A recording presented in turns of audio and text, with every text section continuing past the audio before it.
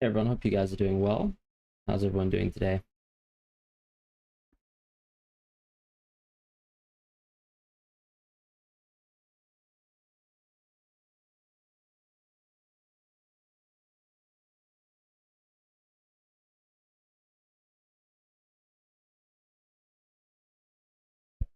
Yeah, I'm doing pretty good.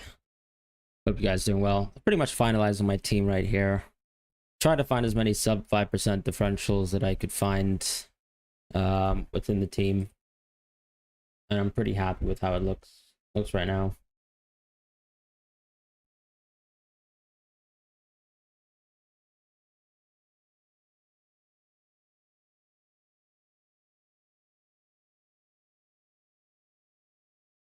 Obviously there can be like a lot of city rotation, which kind of hurts the team, but at the same time I think Bernardo's played most of the big games so far.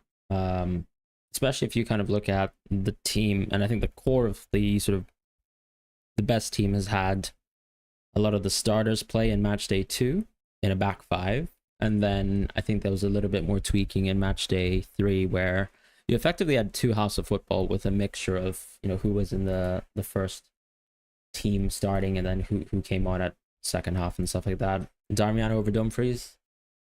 I just think there's still a small risk to Darmian not starting. And then at the same time, I just think Dumfries just has that attacking threat, which in this case, I'd not like to pass up on because I think there is a huge gap. Especially if the game was tougher, I think Darmian would actually make a bit more sense. But because it actually seems like such a nice game on paper, I'd probably still take Dumfries, hope for an attacking return from his way. But yeah, I don't think Darmian's too far behind. In fact, when you kind of factor in the rule, obviously, I think it's pretty much dead even.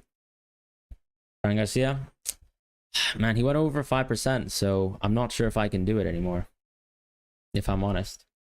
I was also considering something like Ryan Nuri and like Donnarumma, but I pretty much finalized on Ederson.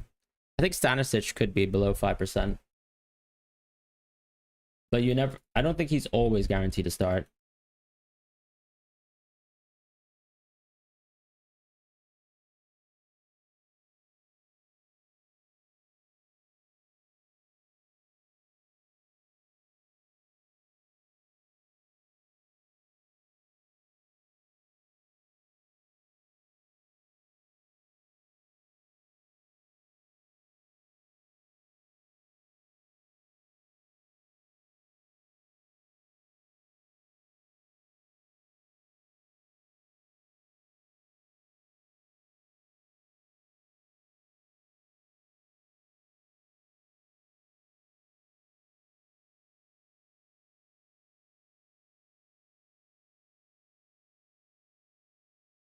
This is probably going to be my confirmed team. I can't see it changing too much, if I'm honest.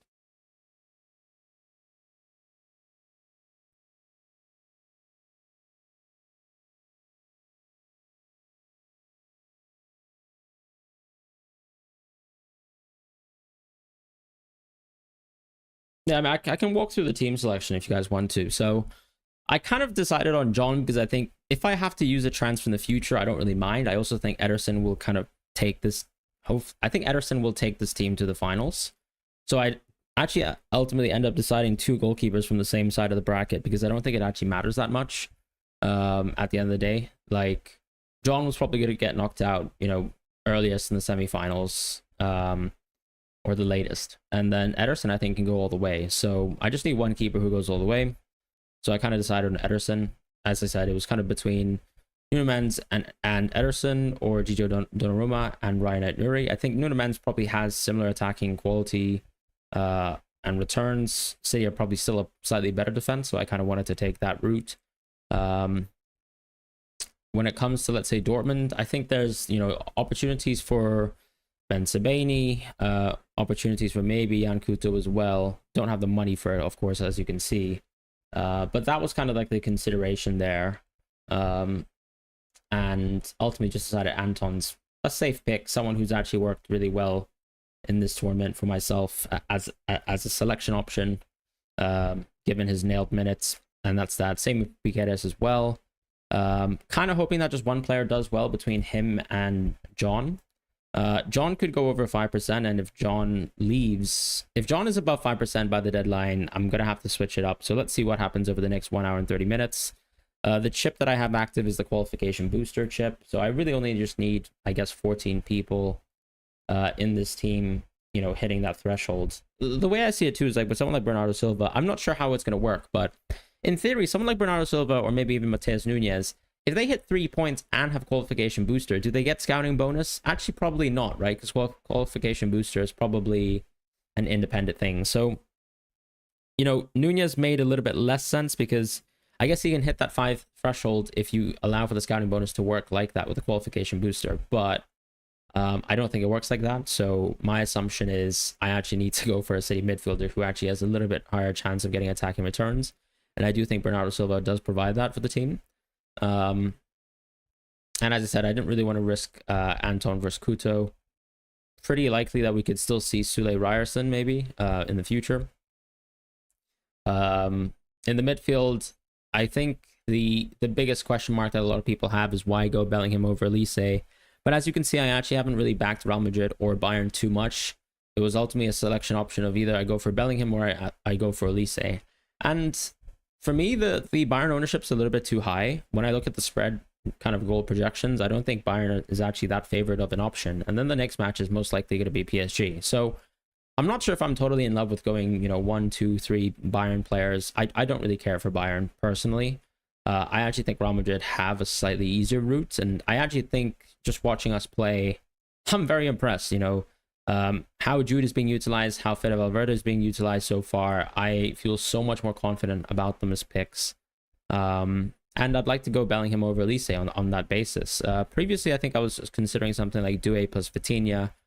But then I thought about it, and actually I think Silva's minutes feel pretty nailed. I was most likely always going to throw Foden into this team, so I've gone for Foden, who I also think just ultimately has a much better game than someone like Elise. So I'm happy to take the punt on Foden.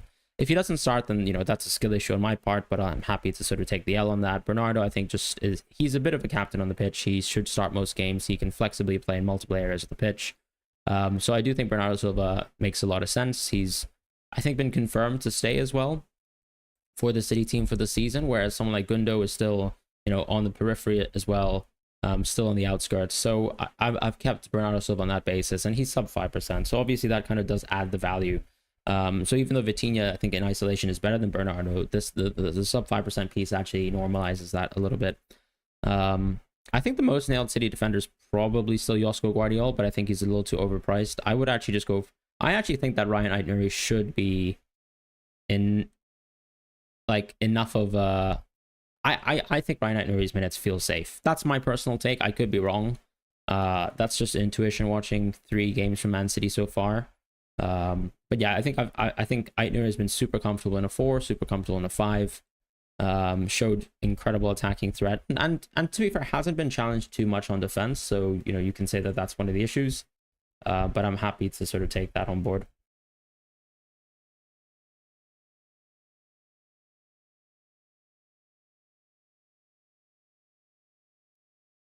Who do you think is more likely to go through, Palmeiras or Botafogo? I'm pretty sure the odds back Palmeiras. So if you wanted my honest answer, would probably be Palmeiras. But I don't think there's too much between the teams where I'd be so worried, if that makes sense, about, you know, being confident about who goes through. Yeah, Esposito is most likely going to get subbed off for Marcus Thuram, because Thuram was back in individual training. I think it actually just depends on how well Inter Milan play, right? If Inter Milan are still struggling at 0-0, then maybe there's less of a, like, then there's more of a reason for Thuram to come on. Whereas if, let's say, Inter Milan get off to a nice lead, I think there's actually more of a reason for Esposito to stay on, less of a reason to sort of risk Marcus Thuram, if that makes sense. So that's going to be a little bit of game state, but I think I'm ready to take that risk, given that Pio Esposito is basically 4% owned, or not 4% owned, 1% owned, but 4 million. I'm curious to kind of see what the difference is between sort of the Opta analyst odds. But in terms of chances to go through, you know, we just touched on that point between Palmeiras and Botafogo. Palmeiras, per Opta, have a 56% chance to go through. Botafogo, obviously, 44%. Let me actually just check what the markets are sort of saying, because my friend Shadow Fortis has been producing some of the market sort of expected qualification odds. Yeah, the market is a little bit more confident in a Palmeiras wins or like a qualification. So they've got a better chance of going through.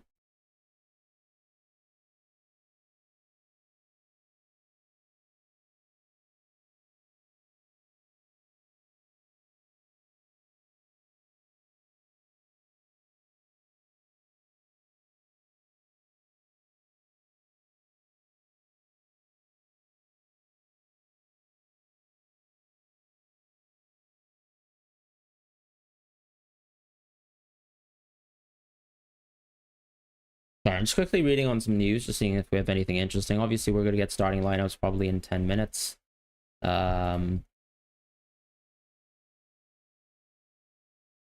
AKPKRK. Do you prefer me calling you by your username now? Well, either way, thank you so much for the super chat. You've got Trubin, Andrada. I'm not sure if I love those picks, if I have to be completely honest. I do think you're throwing effectively what should be a transfer to a goalkeeper way too soon, but let's go on. Hakimi, Bensebaini, Vitinha, Otamendi, Dumfries. I think too much backing of Benfica. That's my personal opinion. But if you actually think Benfica will win, fair enough. I think that could be a great differential. The only issue is Otamendi also is above 5%, right? So he's not someone who I would really own on that basis. Like, if you want to just go for a sub 5 goalkeeper and you want to go Trubin, I think I'd just go Trubin. Dumfries makes a lot of sense. Midfield, Foden, Gundo, Elise, Kvaratskhelia, Dembele, Delap, Jesus, Kolomwani. I have to say, it depends on the chip you're using, right? I'm using the qualification booster chip. I don't know if you have a wild card in the back pocket, but I think there's a lot of players here in this team that could probably get knocked out. I think Dembele might not start as well, so he's probably not that great. Delap makes a lot of sense. I have no issues with that. Igor Jesus is fine. Kolomwani, I think, is most likely to get knocked out as well. So you have to kind of consider how many players in theory, you're sort of going for players. So you've gone 2 Benfica players, you've gone for Kolomwani as well. So 3 players, I'd say, or 4 players at this moment in time, because I'm adding Otamendi now, who are most likely going to get knocked out. Is no Elise a risk? I mean, not really for me. I mean, yes, of course, it's a risk in the sense that 50% of the game owns Elise, but I don't really care about what the... I personally think Bellingham is an equivalent option to Elise, so that's kind of why I've decided to go for that. And if you ask me whether I wanted to own Doué or Foden over Elise, I'd probably actually prefer owning them. Thoughts on doubling Inter with 2 sub 5% in Acerbi and Darmian? Well, I think one of the issues is, probably Acerbi and Darmian could actually take each other's minutes away. In theory, obviously, Darmian is more of a right center back, Acerbi more of a left center back, or central center back at times, but you have to think Bastoni's going to come in and play.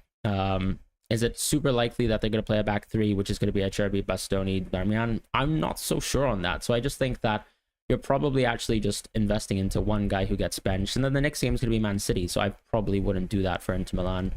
I'd rather just go Dumfries plus someone else and just, actually spend the money on that.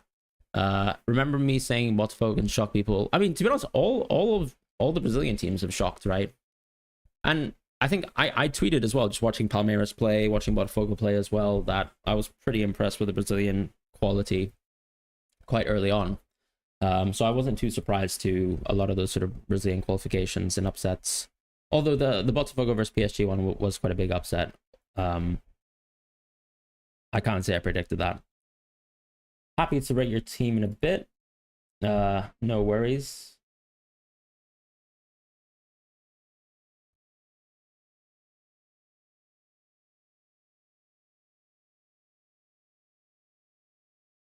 Yeah, so to the guy who tweeted his team, I'm just not sure Marmoush's minutes are too great, but I do like the team. I don't think there's any issues, like, glaringly. Yeah, I think that's a very, very strong, stable, solid team. Like, interestingly, of course, I don't have too much Real Madrid. I've got Dortmund instead, but I am hoping that most of these players within my team will qualify, right? And then at that point, I can use the next set of free transfers towards the rest of my team and not worry too much. So yeah.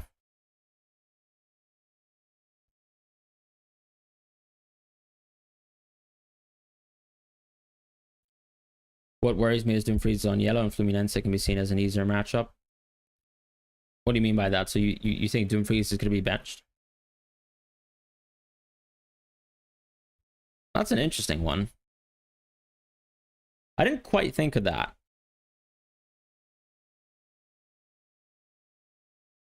Hey, Fran, playing a format with one captain for the game week. Yeah, I know you're probably playing 365, right? Who would your top 3 captains be with no scouting bonus? I mean, this week I think the best captain's probably still a PSG mid or Erling Haaland, if I'm honest. So I would go for one of them. That would be my honest answer. I feel like Kvaratskhelia most likely has solid minutes to live by. Thuram is back, and I don't think he's necessarily fit, though. I've seen Gazzetta dello Sport say that Pio Esposito is most likely going to start this match, and Thuram's going to come off the bench.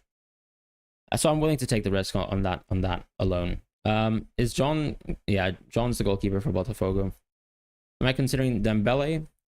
Not really. I just can't see him starting. I mean, there's a huge difference between saying someone is fit and ready to play versus someone's going to start, right? Like, Mbappe is fit and ready to play, but he's most likely not going to start. Dembele is fit and ready to play, but he's most likely not going to start. I mean, what's a good example of this? Quarterfinal leg 2 versus Arsenal. Dembele comes off the bench, right? If Pio plays 45 and qualifies, is that guaranteed 4 points? Not really, because that would be 3 points, right? I mean, if he does something, then obviously I've got my scouting bonus. Why Bilva no money for Doku? I think Doku's above 5%, right? Let me just have a check. Yeah, Doku's above 5%, so that's why I don't want to go for Doku. I mean, Bernardo Silva's a bit more boring, but actually in terms of the scouting bonus, I think that normalizes things quite a lot. And then obviously Doku's minutes aren't exactly perfect at times. Like, I can't necessarily 100% guarantee that Doku's going to start. He most likely should start. Like, I think the starting... It's going to be tough, actually. Thinking about what the City lineup is going to be. Because I think Rodri is going to start again and maybe play 65 minutes. I tend to think that Pep likes to start with a stronger team. Or a stronger looking team.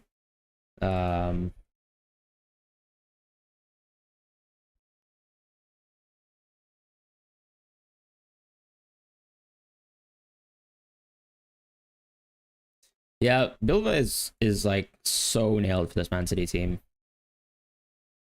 I mean, why are we pretending like Bernardo Silva has no assist odds? He's literally got how many points this tournament from assists? So an assist here. Didn't do anything this game, to be fair. But he's got plenty of chances of actually getting an assist in an important game, I'd say.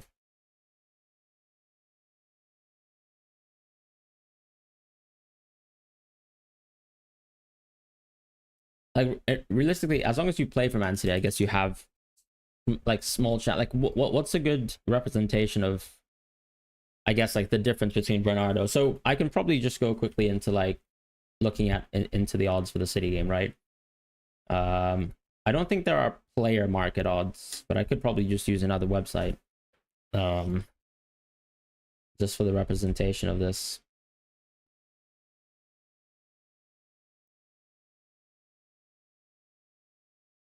So yeah, Palmeiras are very heavily favored by the markets to win, just for anyone who's interested on that subject. But yeah, in terms of, let's say, Man City players, right? So let's say, what's the comparison? Doku, right? Doku, the score assist is like 11/10. Bernardo Silva's 6/5. You can already see it's actually close enough where I don't even need to show the argument about adding the +2 scouting bonus points.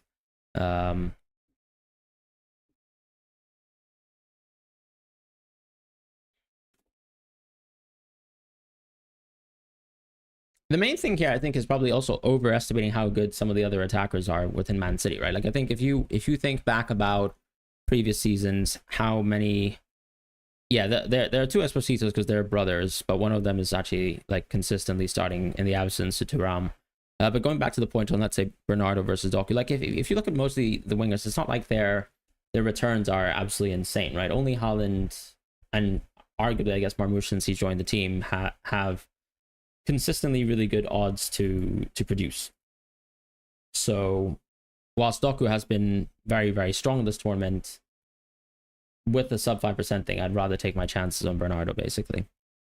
Wino Bayern, I think they've actually got a tough game. I think they've got a similar quality game to Real Madrid, and I'm a little bit of a Real Madrid fan, so I've decided I'm just going to back my team.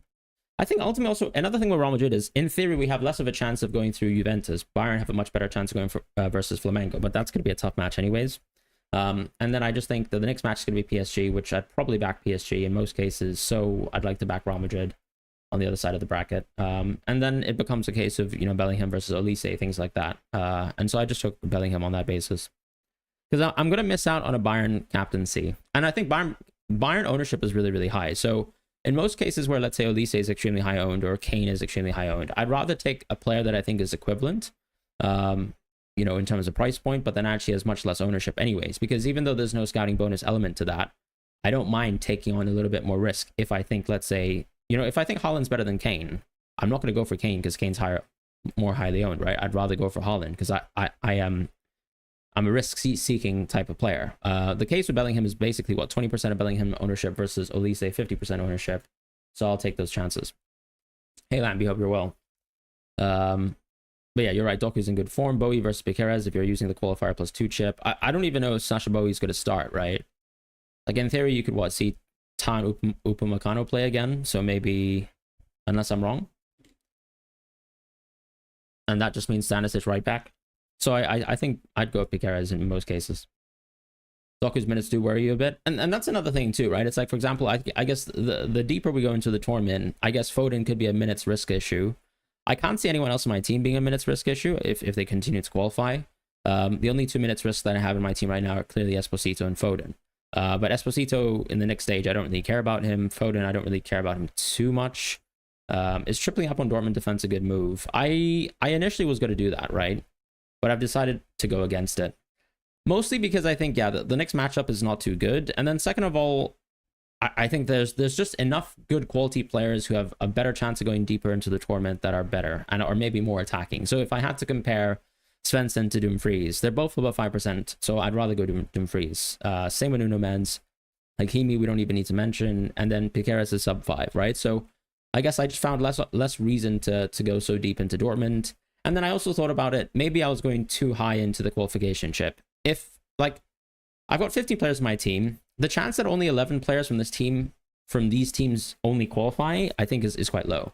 Like, I think PSG and City are absolutely nailed. That's 8 players. And then really, I'd say from the rest of my team that I only need to have 3 players in different positions, obviously, to cover the plus 22. So, yeah. I've decided to back off against between Darmian and Acerbi. I think Darmian's more likely to start. I mean, Acerbi only ultimately started 1 game, right? So that's not particularly good.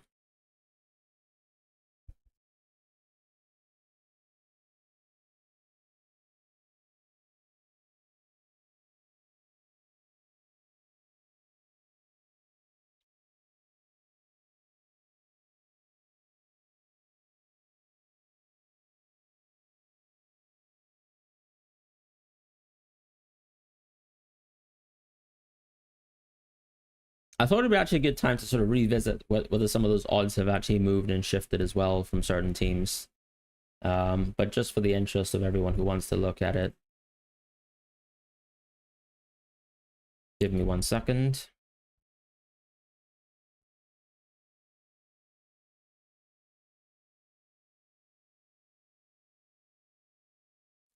Yeah, so let's just have a look at the Opta predictions once more.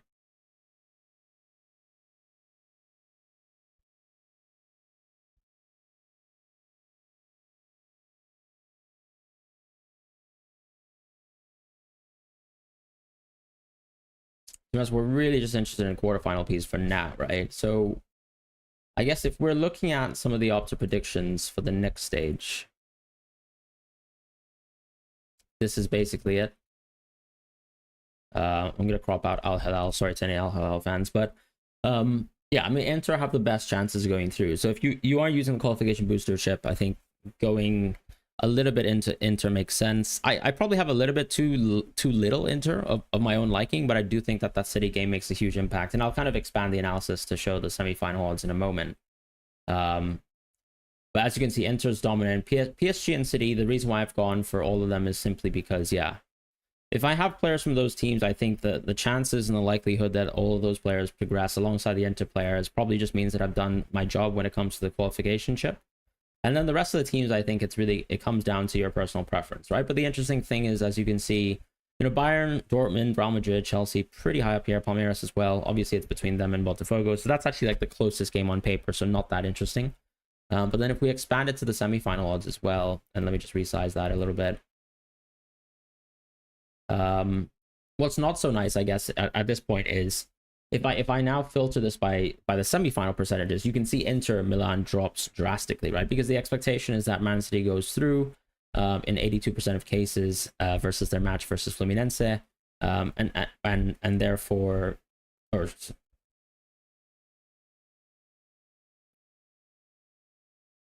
Al Hilal, sorry, a bit of a brain fart there, but Inter obviously have a good chance to go through versus Fluminense, and then they hit the brick wall that is Man City, where I think the expectation is that they should quite easily lose to Man City. So you can kind of tell, like, part of what's baked into the quite high Inter odds here for the semifinals, just because they have such a good chance of getting to the quarterfinal. Then there's obviously an 18% opportunity that they actually don't face Man City, so therefore they should also squash, in theory, Al Hilal if they went to this into this quarterfinals, right? So that's something to look at. But when we look at, let's say, other teams, like for example Real Madrid, you kind of see the opposite pattern of behavior, where in theory, if Real Madrid were to go through, they actually have a really good chance of making it to the semifinals, despite not having particularly high chances of going to the quarterfinals compared to some of the other top teams. So Real Madrid shoots higher up in these rankings, as you can see as well. Dortmund and Bayern Munich also drop in these sort of rankings. So I think what's nice here and what's interesting is, and what I talked about in terms of my video, is Chelsea's the interesting team, where I think ironically, if let's say we were to actually plan our transfers for the quarterfinals, so the next stage in Matchday 5, if Chelsea actually beat Benfica or Benfica beat Chelsea, then actually I would probably spend more transfers into Benfica and Chelsea players, even though I think they'll actually get knocked out the round after. Because the idea is, if you want to back against the Brazilian teams, and to be fair, you might disagree with this analysis completely, right? You might think that Dortmund's a really bad team, Chelsea's a bad team, Benfica's a bad team, these Brazilian teams are much better, and that's fine. But on the sort of odds right here, it actually suggests that the good match to invest into Chelsea/Benfica, and the winner of that match, is actually the next stage. So why I think what my plan is, generally speaking, is I'm probably going to use transfers actually into the Chelsea/Benfica players next stage, where you've got a really good chance to get a lot of expected value. And equally, I think a lot of people would have sold some of their Benfica players, some of their Chelsea players, or maybe not want to invest into them, right? Because I think people are going to think with the opposite logic. They're going to probably think, okay, City is the best team in the tournament, or PSG is the best team in the tournament. Maybe Real Madrid, could be up there as well. Maybe Bayern surprise, but they're probably going to be looking into those teams more. Whereas actually, even though I think Chelsea Benfica would get knocked out by Man City in the next qualification round, in theory, like, Man City versus Inter Milan isn't a particularly good game to be like invested into triple City offense, right? So my team's not going to be that strong. On the flip side, I think I'd be like wanting to go into more Chelsea and Benfica just to kind of get maximum points in that stage, and because we have so many free transfers anyways after that, it doesn't matter too much. Is kind of where my thoughts are lying. Bonchan, hope you're doing well. Member for 10 months. By the way, I'm not sure what's going on, but I think there was a recent YouTube change where they just suddenly made it so that your name or your @ kind of tag on YouTube is what's showing now, as opposed to anything else. Flamengo won from Chelsea A squad, so I don't discount Palmeiras/Botafogo in the quarters. Yeah, but I mean that's one game of sample size. To me, it's kind of meaningless. It's like, in theory, Botafogo beat PSG, but am I going to suddenly say that Botafogo is the best team in the tournament? Like, no. Fluminense is probably the weakest Brazilian team. I think that's the general expectations. The value is in Palmeiras getting to face Chelsea or Benfica is really good. I don't think you can reverse that, though, unless you're really high into the Brazilian teams.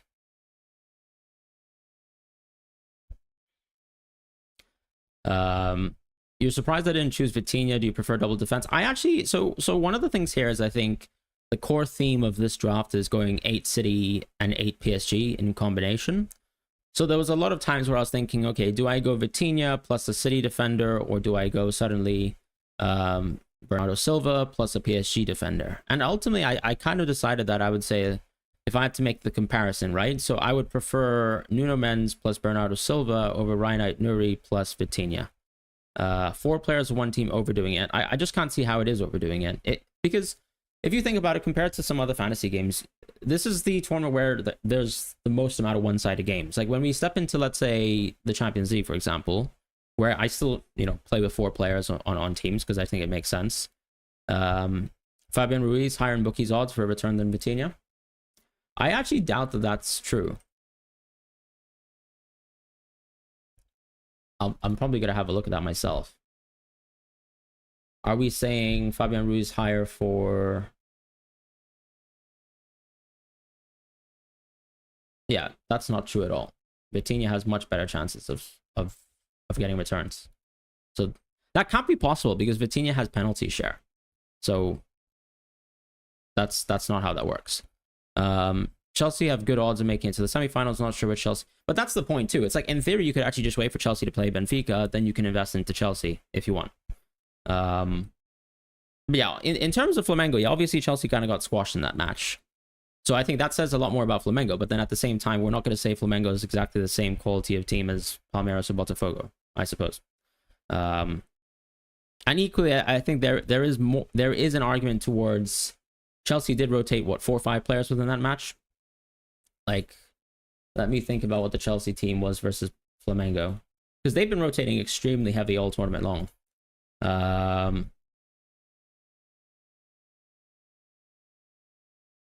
So James didn't start, but he was ill. To be fair, that was probably the strongest Chelsea side possible. But then that red card also changed the game quite a bit. At the same time, though, I think Flamengo had already scored 2 goals, right, to 1 versus Chelsea. And then I think when you look at, let's say, the Brazilian, for example, a team like, let's say, Palmeiras is, I think, very close to Flamengo in the league, if I'm not wrong. But then Botafogo a little bit more behind Fluminense as well. And they've only played 11, 12 games within the league. But if you look at, for example, things like goal deficit, you'll see that Flamengo's, I guess, squashing the league on paper, have a game in hand. And maybe they've actually underperformed in terms of points because of the amount of draws that they've had in the league. So one of those things is, okay, yes, there happen these one-off games where these Brazilian teams have taken these results, but then I think we still probably have a base expectation that some of the other non-Brazilian teams are actually quite strong. Vitinha 8 goals, 4 assists in 55 games. It's a lot of blanks. He saw the odds from Tom Hadley. I mean, I can't guarantee whether those odds are accurate, right? But there's absolutely zero chance that Vitinha has less percentage chance to do well than Fabian Ruiz. That's not possible.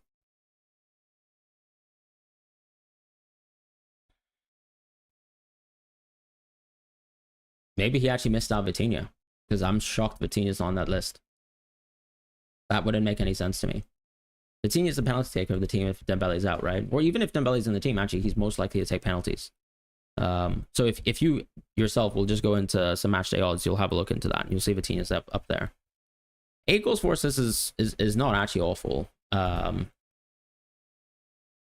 still basically what, 21% chance in most games. But what's the sample size we're looking at here for Vitinha? Are we just looking at transfer market for the year?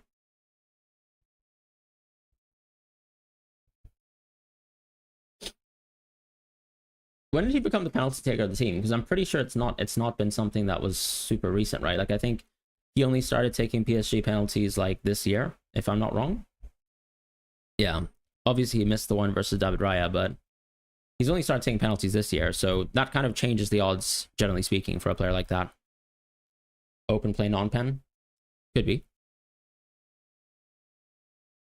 But the thing is, you don't see market odds that show non-pen or pen. So I can't see why you'd have market attacking returns that are non-pen, because the market never does things like that. It never shows us that sort of level of detail. You think there's any chance PSG rest starters? No, because I think they've been resting plenty of players enough. And I think they've kind of learned their lesson, to be honest, from that Botafogo piece. Enzo at 6.2 is a good price, but I also think that you have to factor in that this is a very tough Chelsea game, so I don't actually think he's a good price for the perspective of this stage of the tournament. You know? Because Chelsea, for example, like, I'm not going for a Palmeiras Botafogo player or a Chelsea Benfica player because I actually think that those are the least one-sided games in the tournament left. So, what's the point of investing into someone who's, in my opinion, overpriced on that basis? You'd rather just pick teams who are most likely going to win their first match. Do I like Joe Bellingham's pick? I liked him when he was sub 5%. Now that he's over 5%, probably not. Because the minutes aren't perfect for Job yet either. What chips do I have? Max Captaincy, probably use them semi-final/final. Qualification booster chip, I'm going to use them now. Besides Haaland, who are my favorite strikers over 9.5 million? Over 9.5 million. I mean, probably, I guess in order, I'd say just Kane and well, Guirassy isn't even over 9.5, so I guess it's Kane and Lautaro, right? Well, yeah. Is that it? I mean, there's not many options. I actually wouldn't want to go Kane in this stage, and I wouldn't want to go... Well, I mean, Lautaro's okay, but I actually think Guirassy is better than Lautaro. Just from a matchup point of view. Could be wrong, though, of course. It's just the pen share piece, I suppose. Lautaro, like, uncertain that he'll take penalties. Maybe Aslani takes. Even though I still think it makes sense. If I was a bit more confident about Vinicius' pen share, I'd probably love Vinicius a bit more. I still think Juventus is going to give us a good match, though, so that's tough. Is John over 5.1%? Oh, my God. All right, guys. We're going to have to change that draft up right now. This is so sad.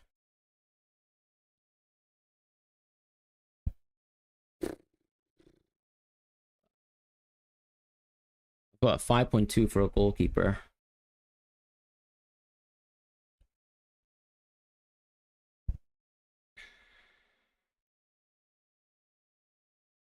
Today's a sad day. Do I have to go Andrada? It's actually not too bad, though.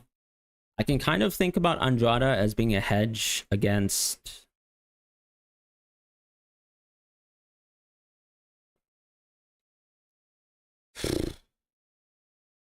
Yeah. Because, I mean, I think it's not too bad.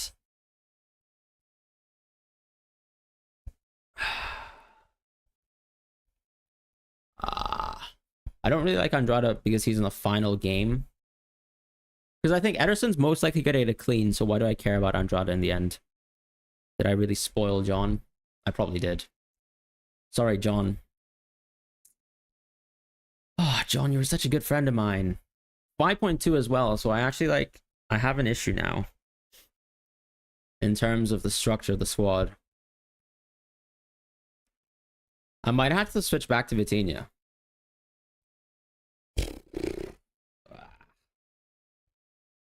Chelsea got battered. Yeah, but let's one game of sample size is kind of pointless.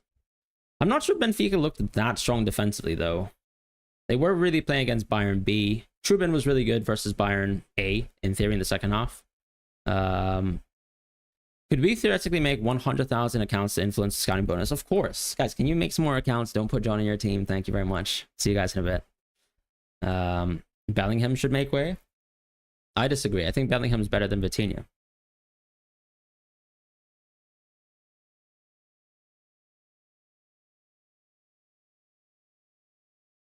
To be honest, maybe you're right. Maybe you're right. But if Bellingham makes way, what am I saying here? I should go... I'd have to drop another PSG player, right?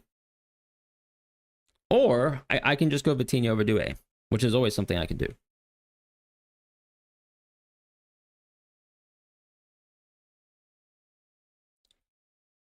Elise 9.4. Doesn't really help anything, does he?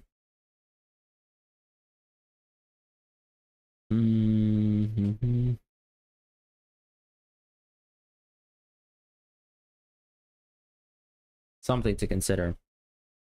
Mendes to Pacho. It's such a big drop off in quality, though. I can't go Trubin right now because he's too expensive.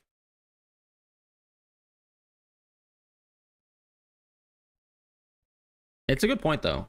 Which Bellingham? Well, I mean, Joe for me is not a consideration now that he's above 5. But all right, the Esposito ownership's going up. Bernardo's still sub 5 because obviously no one dares touch the deep lying player for Man City. It's fine. I'll keep him. I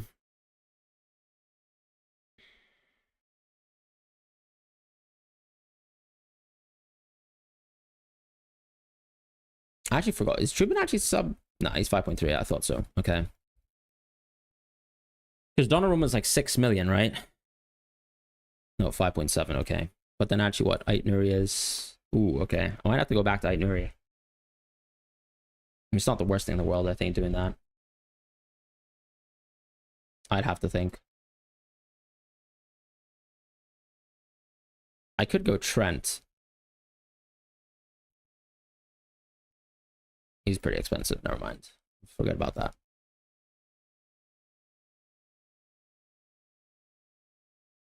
Just go GGO here. And then... Still not... Why did I go Guardiola? Honestly, I'm so FPL pilled. I'm just used to going Guardiola. That's funny. Might just have to be Trubin the GOAT. God, Trubin's odds is so bad, but then at the same time, if they beat Chelsea, that's huge.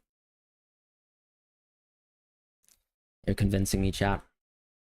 Let me do the math on Trubin actually very quickly in terms of like how I would model the points.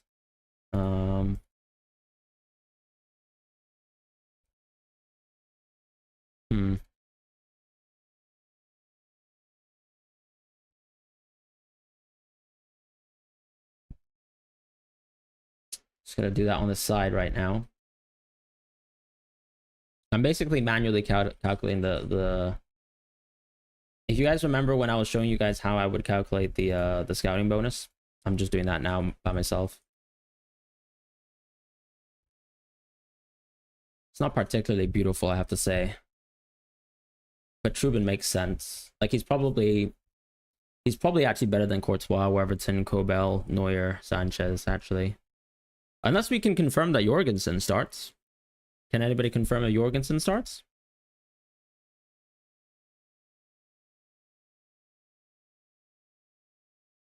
Is Sanchez actually sub 5?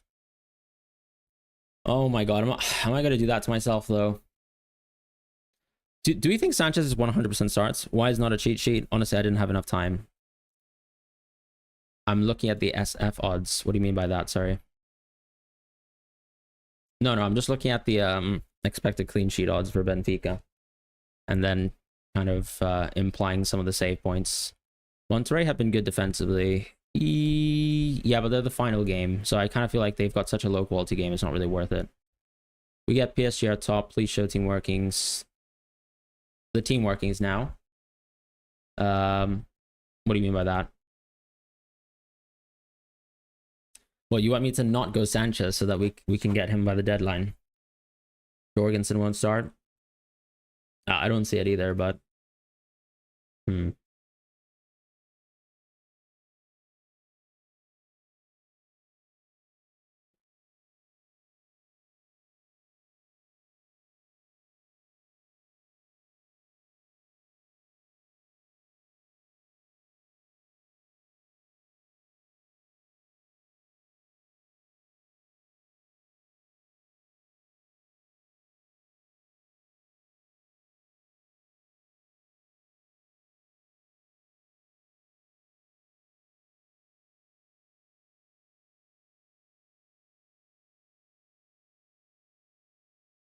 I can't explain to you how upsetting John being over 5% is.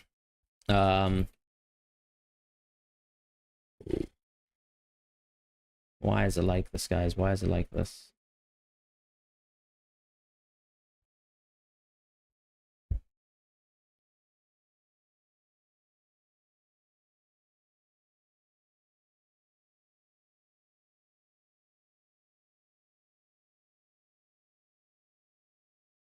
Yeah, I'm just gonna go Sanchez.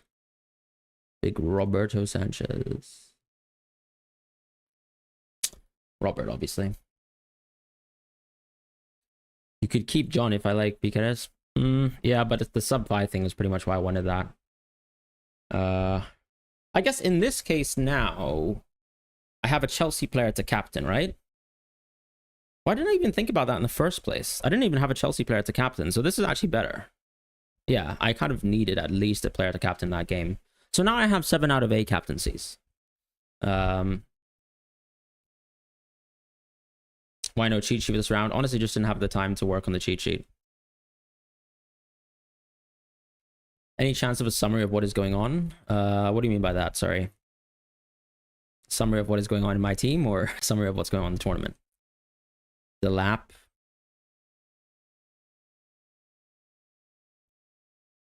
Yeah, guys.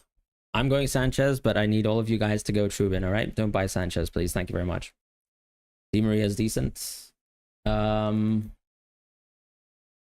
logic, though, is why I don't really want to touch too many of the Chelsea Benfica players, right?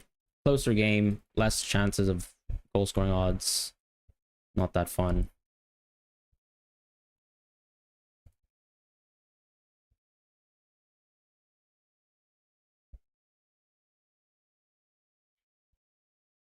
You can't see the screen? Am I crazy? Oh my god, I'm so sorry about this. What a content creator I am. There we go.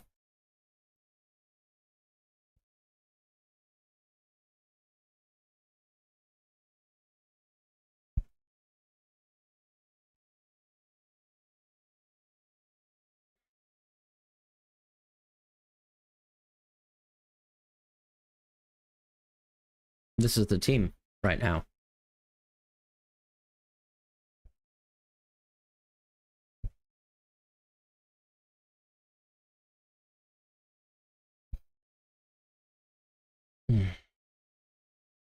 A summary means show your team. Yeah, it's true. Is Ryerson a good pick, or better to go with Anton or Benzabani? I don't think Ryerson's a good pick, because we also saw Ryan right center back last game, right? So I think Svensson's probably my favorite attacking fullback, but he's already 5%. So I would just go Anton or Benzabani. I'd probably just go Anton, if I'm honest. Di Maria will get Sanchez sent off. Guys, come on. A little bit more respect for my goalkeeper, please. I just need to swap these guys around, and that's it. Very manual stuff, but I'll just do that too. Which Esposito are you on? No, it's Francesco Pio. What do you mean by Seb seems to be the one? Seb's only come on as a sub, right? Like once. We just had Francesco Pio Esposito play versus Urawa, and he scored, right? And he was man of the match, if I'm not wrong. And I'm pretty sure he started the game previously as well.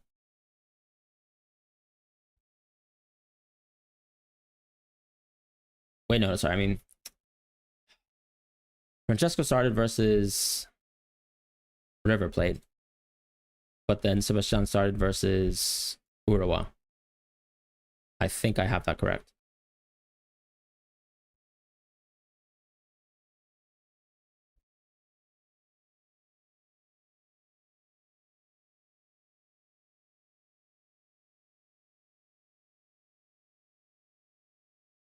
Love your content. Thank you so much.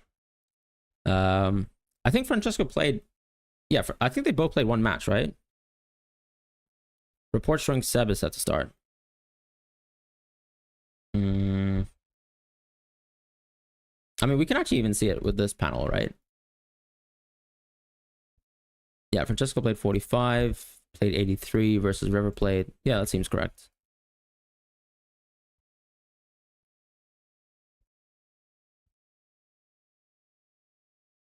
Yeah, Pio started the third.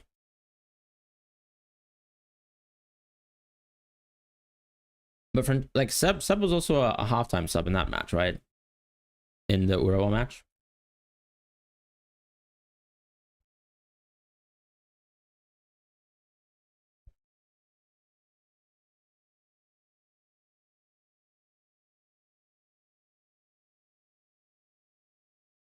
Why not move one goalkeeper to a 4 mil, keep a GK from City/PSG, and invest the rest in outfield? Well, for example, if I go for a PSG goalkeeper, they're still going to have a tough match in the next stage. If I go for a Man City goalkeeper, they're still going to have a tough match in the next stage too. So if I go for someone like Sanchez, I suppose on paper, if he goes through, he has a pretty good match in the next stage, which is quite nice. And I can still keep quadruple City, quadruple PSG going forwards. But yeah, I think it would have been ideal if I just went John.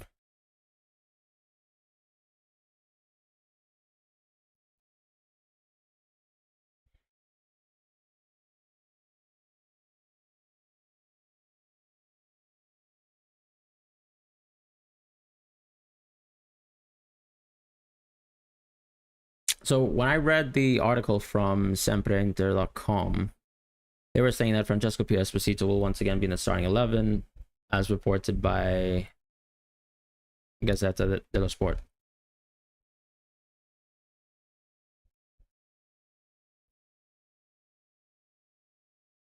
Pretty sure I've read that correctly. Yeah, it says Pio Esposito con Lautaro.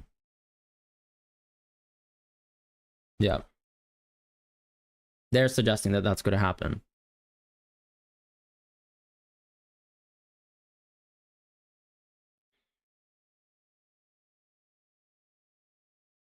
I don't know if you guys believe that. You guys think Sebastian will start instead? Maybe John will drop. John could drop, to be fair. I know he's greatest if he starts. You're going there. Are you tempted by Dembele and your take on Vinny is wrong? I mean, I love Vinny, but as a forward, I think he's a little bit overpriced. Unfortunately, I just think people guaranteed to be on penalties, people guaranteed to be actual center forwards in the team are most likely to do well. Obviously, in the 3-5-2, Vinny is the center forward, but if Mbappe comes in, the dynamic could change. Who knows if, let's say, someone's minutes are going to be reduced by Gonzalo going forwards. I just think that our match is a little bit tougher since it's Juventus in the first stage. You most likely want to still have Haaland or Kane for this match, given Vinicius' price. And I'd prefer most of the midfield. Like, I'd prefer spending more money in the midfield than in the forward line. Is Bernardo starting? I should hope he starts, but I could be wrong. No Bayern players. Yeah, it's a little bit of a fall to the draft, but I still have 7 out of 8 captaincies, I guess.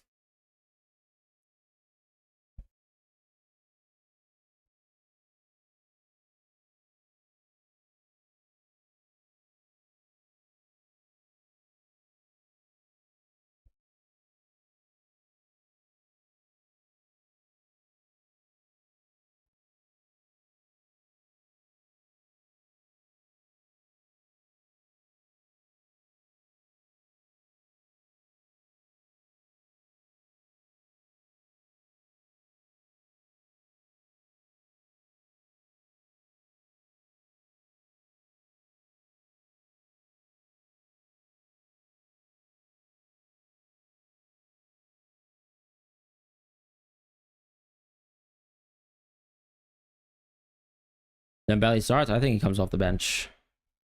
Are you confident on either Foden / Bernardo's minutes? Well, yeah, because I own them. So, what do you think about Doku? I think Doku's a pretty good pick. I kind of like him in 365 because you have the safety net at least. I don't really care about keeping Elise. He's 50% owned, so why have the same pick that everyone else is going to have if I think that he's not particularly amazing?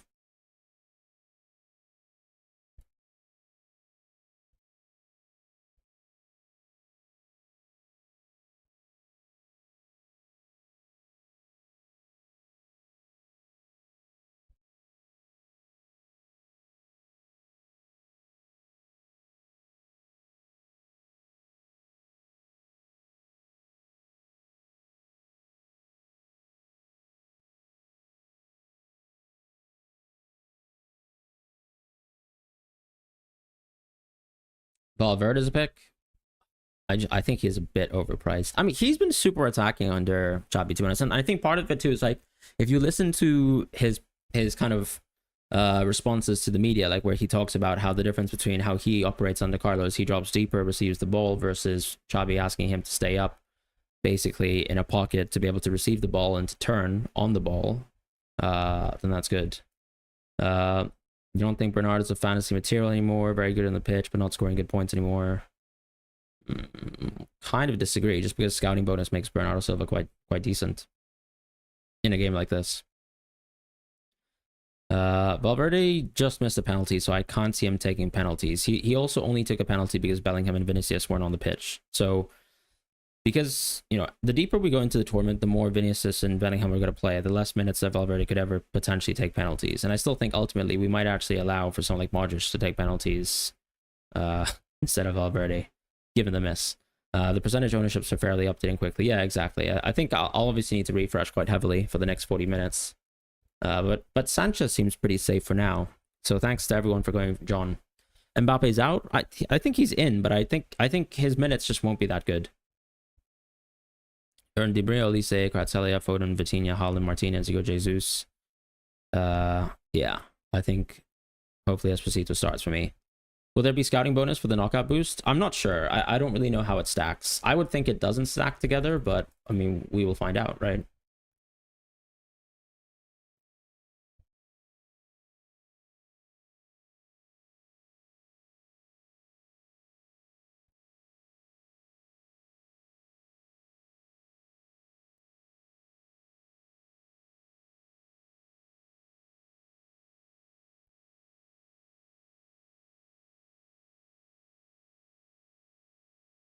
Why do it over Vitinha?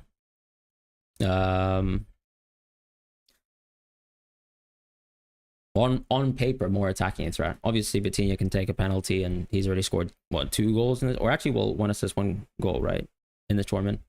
But yeah, I think like generally speaking, if you look at bet spreads and things like that, you'd expect Due to do more. Same with underlying stats as well. So on that basis, pretty happy to have Due over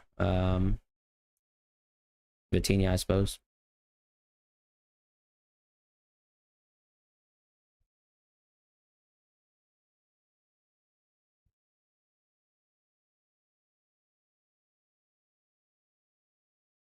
And Due is extremely creative as well. No, Bayern is crazy. What is so crazy about it? Nobody fancy upon Leonardo? Not really. I mean, he's a good pick, but I'm not really going to bet on City's conceding, to be honest. Most nailed Bayern defender? I think Ta is the most nailed Bayern defender. Can't really go wrong with him.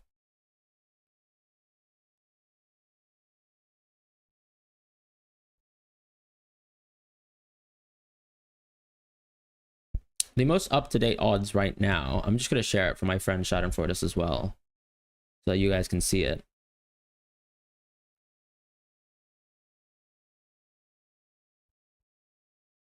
So he's just updated the odds right now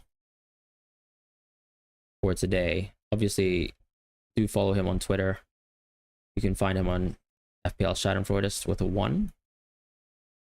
And you could also find his website, obviously, in this page here.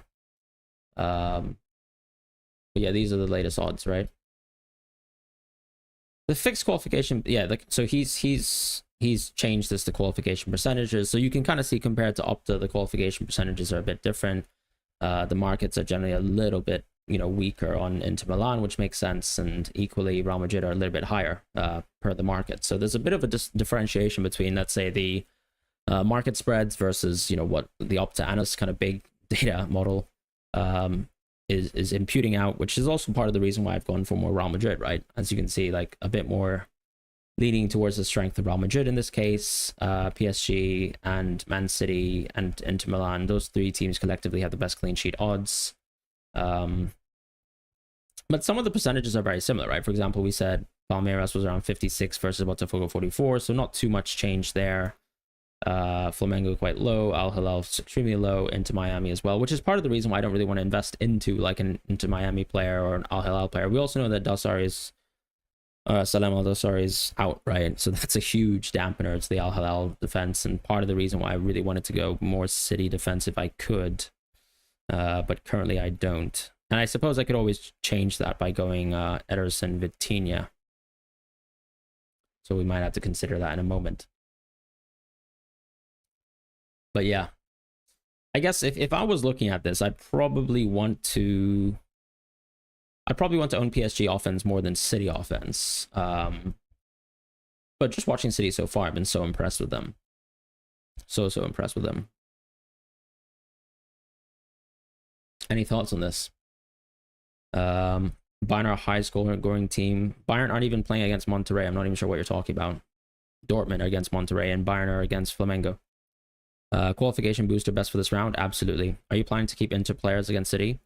I mean, if I have to avoid them, I'd go against them. Pen and set piece share is huge for Piqueras, but any thoughts on going?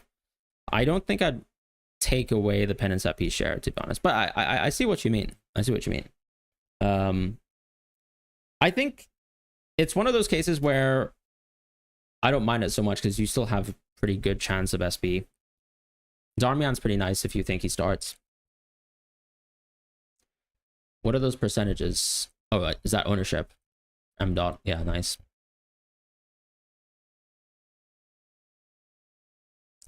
All right, I'm gonna have to refresh the page. I mean, I personally don't think Bayern will put that many goals past them. And even so, it's not even about like what I don't need to have everyone from every team, if that makes sense. Like if I think City can put past a lot of goals, PSG can put past a lot of goals, Real Madrid can put past a lot of goals, then I don't need to really necessarily worry about actually missing out on Bayern goals, if that makes sense. So that's always kind of the sorry. I need to change my what am I even showing right now? Show my team as it stands.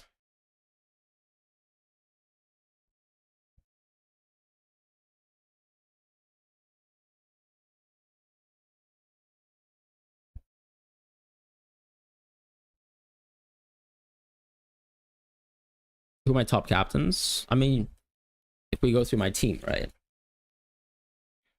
I guess Piqueras game 1, Sanchez game 2, Kvaratskhelia, probably Hakimi game 3, no one in game 4, Dumfries in game 5, Haaland game 6, Bellingham game 7, and then Guirassy game 8. So 7 out of 8 captaincies. That's probably what I'm going to do.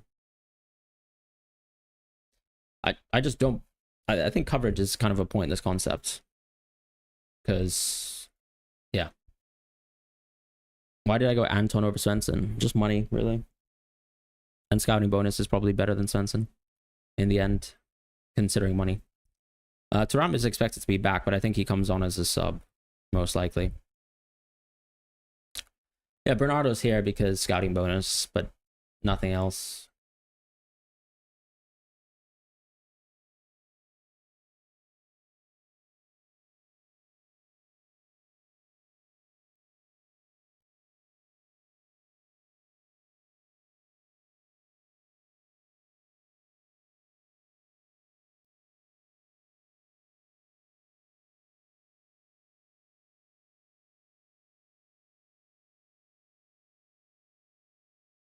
If money wasn't a factor, I actually think I still might have gone Anton just for the vibes.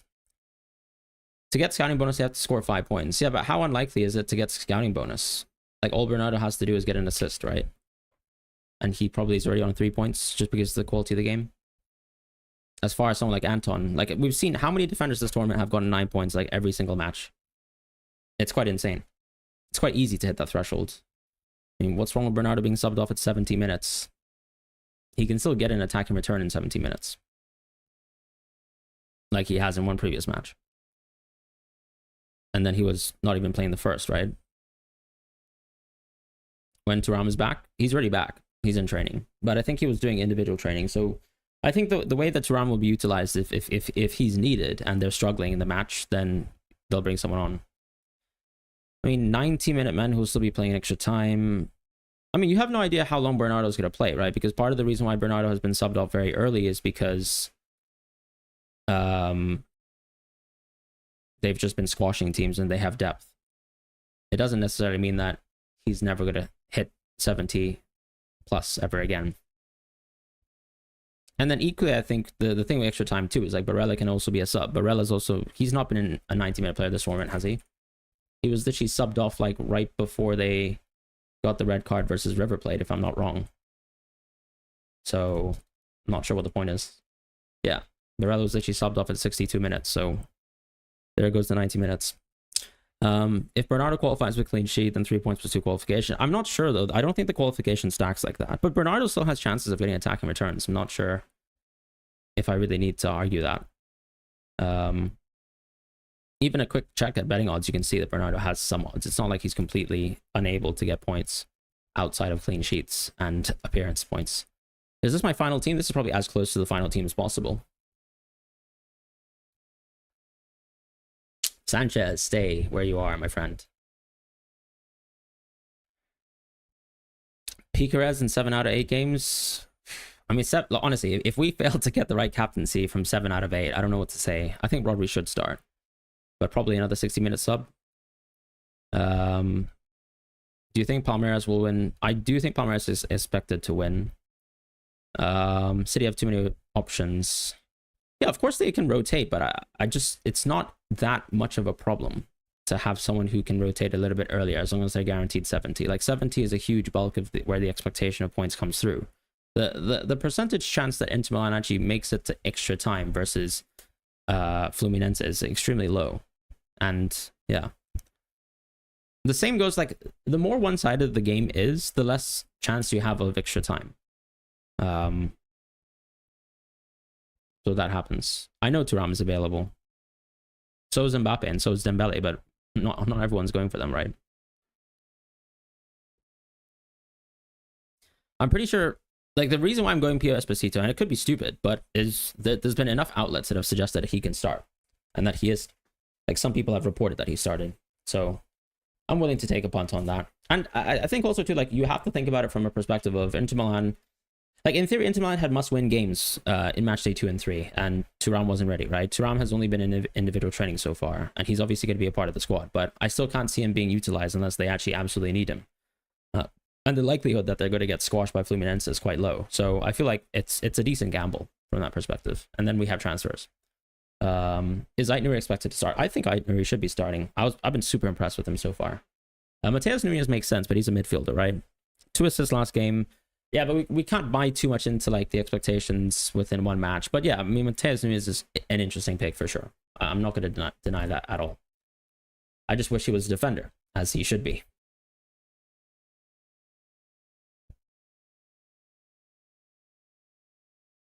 I might still make that move at the end of the day, of, let's say, going out of Bernardo into Vitinha. I mean, let's poll it. Why not? Since people actually vastly dislike it.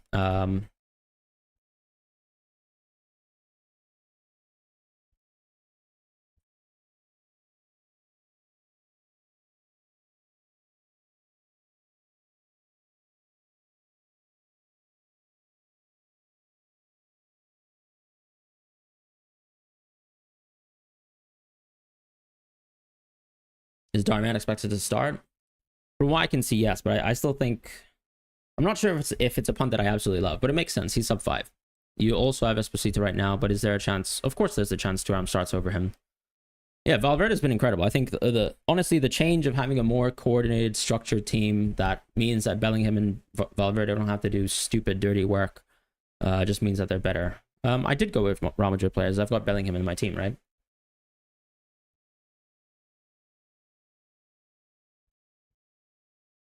Thoughts on Mateus Nunes? Oh, sorry, I literally answered that. Haaland or Kane? I think I'd go Haaland for sure. Stanisic, I'm pretty sure, should start. Madrid defenders, I would have gone Fran Garcia if he was a little bit higher or lower owned, sorry. But like, for example, the clean sheet odds are literally like super close with Palmeiras and Real Madrid, right? I think there's like a 5% difference, or maybe the clean sheet odds are exactly the same. So of course I'll take Piquerez over Fran Garcia on that basis. And then ultimately, then it's a case of, since Fran Garcia is over 5%, then I can actually compare him without the need for scouting bonus versus a Hakimi versus a Dumfries versus Aitnuri. And I think all of those players have better clean sheet odds. All of those players have probably better attacking threat than Fran Garcia. Even though in a 3-5-2, I think Fran Garcia actually looks really good. And then Anton's actually a scouting bonus piece, where I think I'll probably take the scouting bonus of Anton in this case.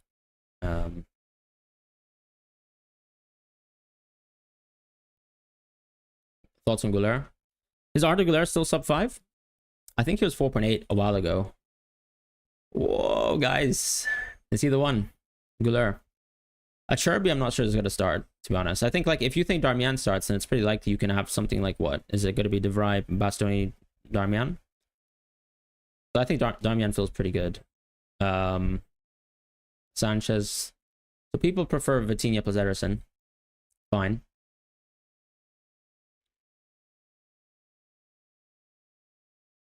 Little word with the next round. Well, I mean, I think you shouldn't be like, think about this. Think about it like this, right?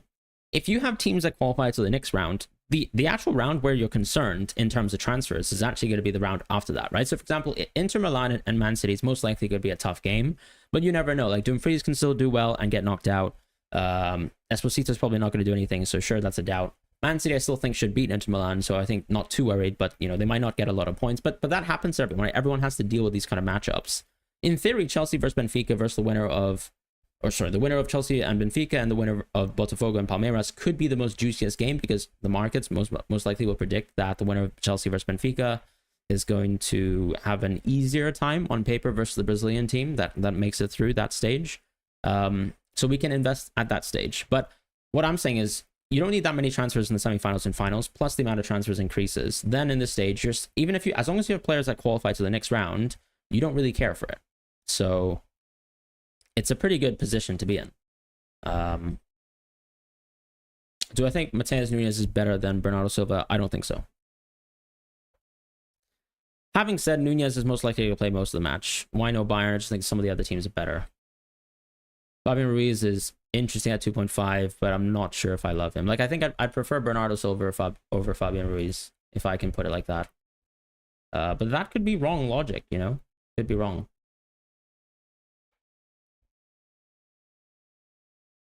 I think I would actually hold them as quite similar. Obviously, we've seen more screamers from Fabian Ruiz over the course of his career, but it's not like Fabian Ruiz actually is some sort of demon who gets a lot of goals and assists, right?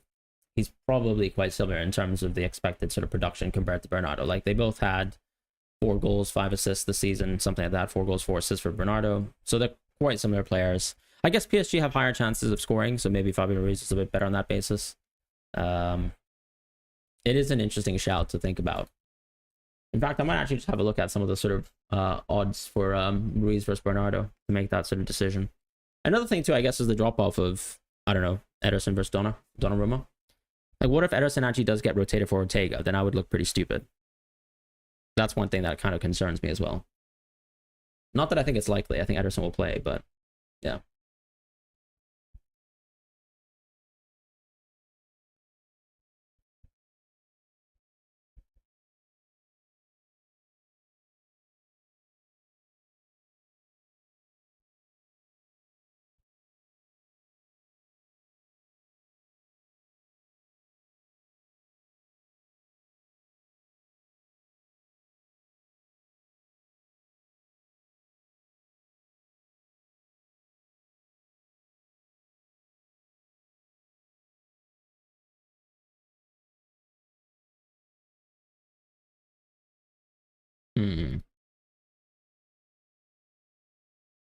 It's pretty close between the two.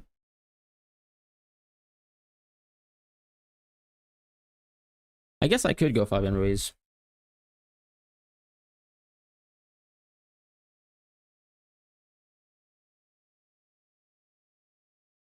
How many times have I changed this around, though? And could I do better than Ederson? Can I do better than Bellingham, I guess? Maybe not.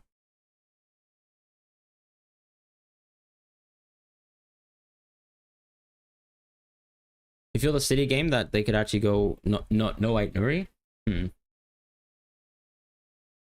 My take on Enzo is he's actually pretty good, but then I think the Benfica match is tough. So I'm not sure if I love him for this stage. Yeah, maybe you've convinced me to go Ruiz over Bernardo.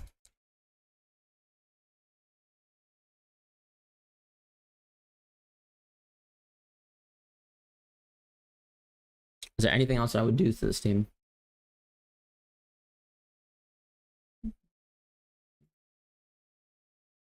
I wish there were spread odds on some of the other players.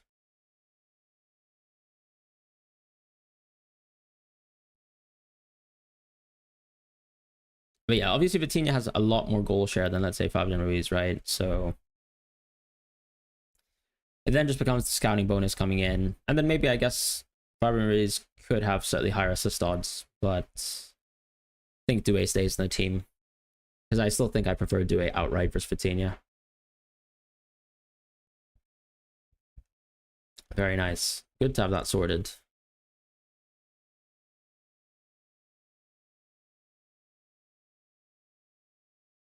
How many of you guys have Igor Jesus? I guess I could always go Igor Jesus.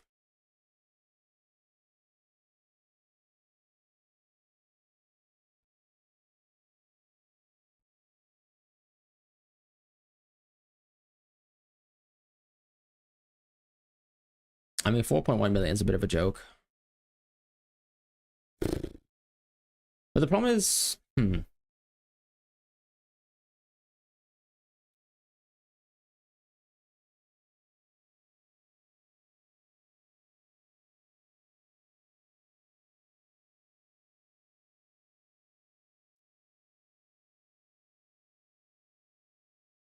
yeah. I guess my thoughts are, okay, I can go Francesco Pio Esposito, but then the issue is, okay, I get scouting bonus potentially. But I guess to be fair, yeah, Francesco probably has higher odds of getting qualification points. So then just for the stage of this tournament, he's a bit more interesting. Because yeah, qualification boost. Good point. Like I've got qualification and scouting on paper with him. It's not the dumbest differential, right? Like I think I'll take that. Estebal's above 5, isn't he? If everyone goes Sanchez over, no, but I think the ownership of the deadline is what counts. Before the deadline is what counts. The only person you would swap Bellingham for would be Elise. I agree, but it's like one captain or the other, right? I actually prefer Bellingham to Elise. You know, shoot me for being a Real Madrid fan. I'm so sorry. Nico O'Reilly, but I can't see Nico O'Reilly. I think Nico O'Reilly is going to probably just be loaned out this season.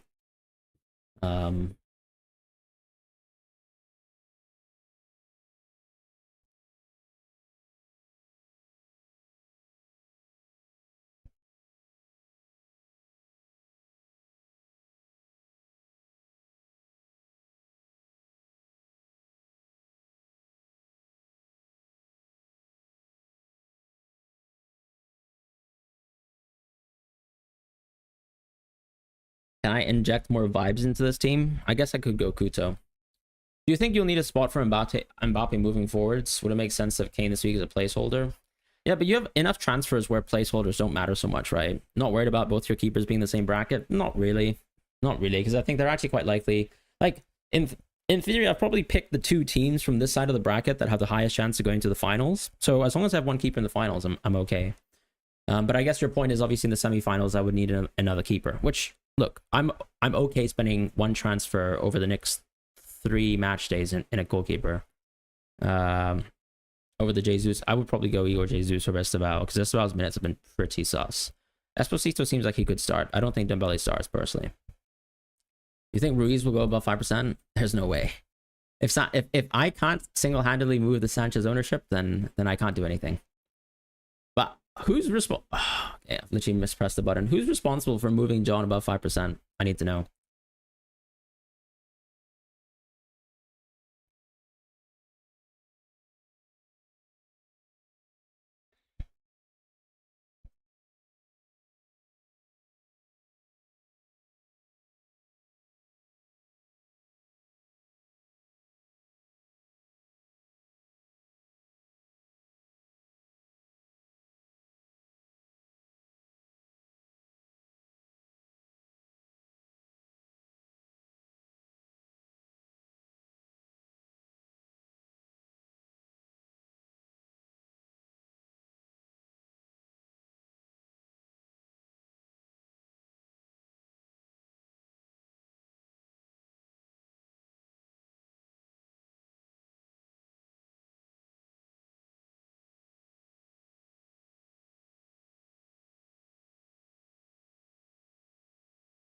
Yeah.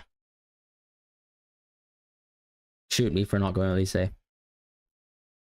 Is Palmer good? I think Palmer's... I'm not sure if I love Palmer, if I'm honest. Thought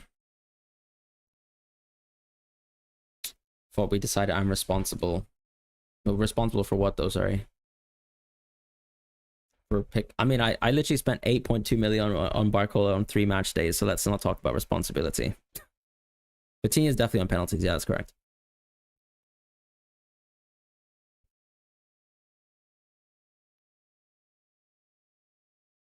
I think Piqueras is great. Igor Jesus, I think if he's going to be a budget player, I think it's totally fine. He's a really good pick. Like, I would not complain whatsoever. Gonzalo Garcia, I think, is most likely to get subbed off in the second half. I think we've got a tougher game on paper, so yeah.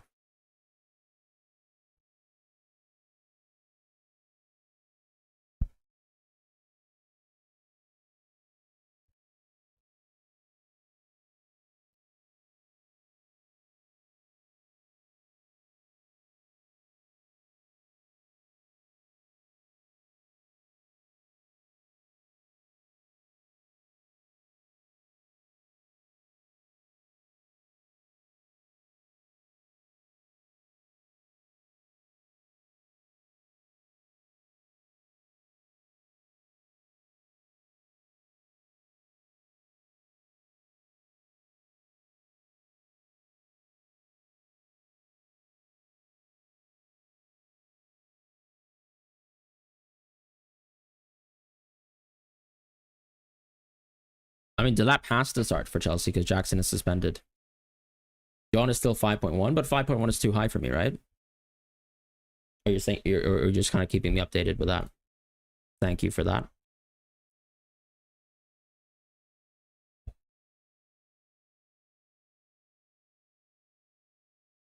You know what we should do actually is we should just keep track of all the players who are sub 5%. So like instead, I'll just reduce the size of this and then let's have a look at ownership as well.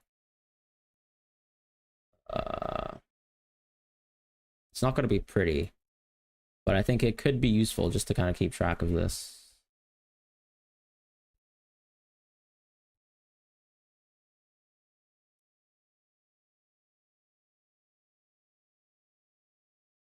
Like we can have a look at ownership for now.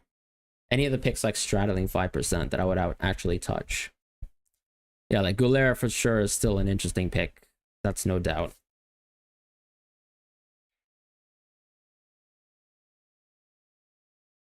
Grant, I really don't love him, if I'm honest. Esteval, his minutes just aren't good enough, in my opinion. Recently, I know he played 90 here, but like if you can be a 65-minute sub, I guess, yeah, I guess he is quite strong. But then also it's just he is essentially still a winger, and he gets nerfed on that basis. Does obviously have scouting, so that is nice. I mean, Colomwani is actually going to be good as well, but he's expensive as hell, so. Sanisic, nice. Ben Sebastian, I'd probably pick Anton over him. Piqueras is great. James, I mean, he's not going to be ill, but, you know, this guy never makes it past 60 minutes anyways, so. Colwell is actually at a really good price.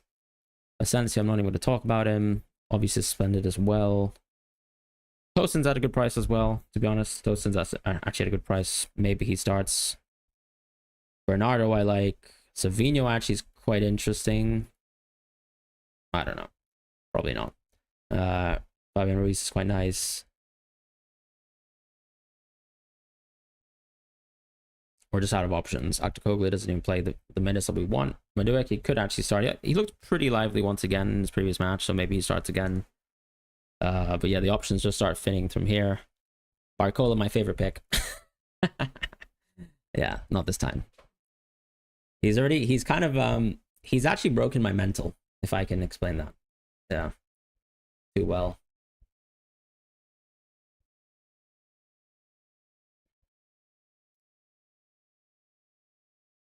How am I doing, Talking Ball? I'm doing good. How are you? Does the player get bonus at 4? Look, some people have sort of mentioned that there's been some weirdness around it, but I think you're always going to be safe with 4.9. But 5%, I think it's risky. I think that could basically mean you might not get the bonus. 90-minute Barcola hat trick. Hey, it was always a good pick, you know? Always a good pick. I don't know. Maybe they're also kind of protecting him because he's projected to be sold, right? Like in theory, they might be bubble wrapping him a little bit as well. I don't know. I have a Savini as a forward. You had exactly a 5% player, no bonus. Thank you. You're nailed. Talking well. You mean you're locked in? Or are you nailed for a team? You're playing football in the Club World Cup. I don't know. I like my team, guys. Is it such a crime to like my team? No, Elise. Forgive me for being a Real Madrid fan. I hope that's not my team. It's a great team. What do you mean? You had oh right. Di Gregorio got bonus. No. But guys, I've seen both cases. I've seen a 5% player get scouting. I've also seen a sub 5% player. No, I'm sorry. I've seen a 5% player get scouting. I've also seen some 5% players not get scouting. So I don't think it's a lie. It's someone talked about how there was some weirdness around the back end and things like that. After this, I have to make my Bet365 teams after this. Not a gambling ad, by the way, just reality. And I'm only playing the free games, not the paid for ones. Got 2 Bellinghams in your team. That's true, actually. Yeah, 2 for the price of 1. Sanchez, Sommer, DeMarco, Hakimi, Mendes, Ryerson. I don't really love Ryerson. Just have to say, Anton, Grazia, Due, Nunes, Elise, Palmer, Holland, Gracia, Esposito. It's a pretty good team. That's a pretty good team. Only player I don't really like there is Ryerson, or Ryerson. Not sure what's the best of pronouncing that. So my friend Shannon Force produced a graphic in terms of ownership boosts. Yeah, Fran Garcia went high up in ownership. John as well went above 5. Joe Bellingham had crazy ownership. Garcia as well. Doku as well. These have all flown up. Igor Jesus has flown up the most. Sanchez has dropped in terms of ownership, so good for us, or maybe bad for us if it's a skill issue. Confirmed. Pavlidis has dropped. Colomani has dropped. Sub 5. Yeah. And then some other players that I'm pretty sure not too many of us are interested in. How's Sanchez doing? Whew, still 4.7. We like to see that. We like to see that. If you weren't a Real Madrid fan, would you go Elise or Jude? I probably would still go Jude. Not convinced like new restarts. But why are they going to go Guardiola versus like an extremely weak opponent? On paper. Yeah, if you get our Arsenal fan, I mean, if you get Arsenal news match day 1, feel free to come on the stream talking ball. We'll just have to phone a friend, and you'll have to just give us the Arsenal news. I personally think Elise and Jude is a true 50-50. The only reason why I picked Jude is because, well, it's Jude. All right, starting lineups are out, so let's have a look at that. Let's just check Flash score. But starting lineups are here. You guys can see it, right? Cool. Not the best format, but let's see if there's anything interesting from this. I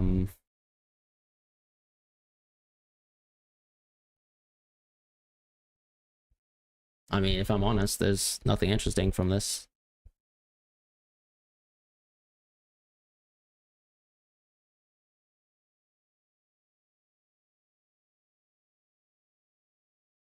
Wait.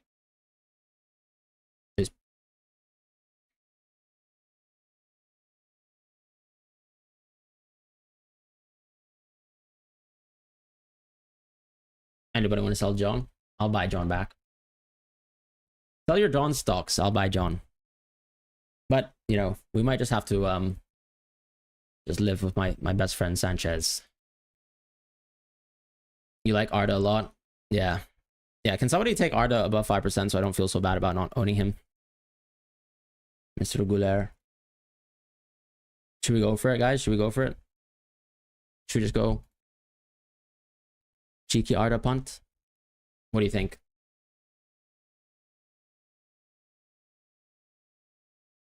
We've got 5 minutes left to go, Arda Guler. This could be it. This could be it. This could be it. What if Bellingham takes a penalty and I cry, though? Strong chance of that.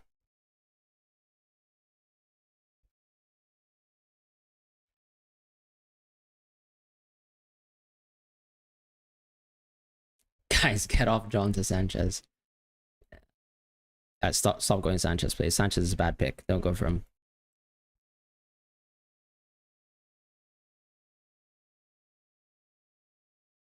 That's the team as it stands. Put on selection percentage. Piqué is fine, Ruiz fine, Esposito fine, Sanchez fine, Anton fine. Is anybody going Yan Kuto? Akanji will start. I think he could start, but once again, no guarantees. I mean, what's stopping them from suddenly, like, I don't know, playing, like, I don't know. What's stopping them from just...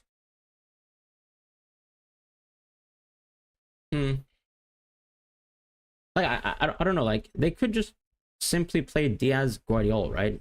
And that's it. Like, in a back four. I know Akanji's low, but I feel like he's not going to start every single match. You got Kuto and Anton. Would you guys go Kuto first or Anton? Or do you think it's safer if I go Anton? Thoughts on... I mean, Warburton's about 5%, right? Talking ball, so I don't really like that. But to be fair, it's not a bad pick. Donnarumma, Hakimi, Cucurella, Garcia, Guardiola, Svensson. I mean, there's a lot of over 5% picks, but it's a strong team. Like, there's literally no complaints on that. If I go Arda Güler, what does that allow me to do? It probably allows me to spend more money to get rid of Pio Esposito, which... Savinho, I don't think if I had money, I still wouldn't go there. Not for any particular reason, but I'm just... I honestly think I might keep the team the same if I go Arda. I mean, Elise is just a Bellingham replacement, right?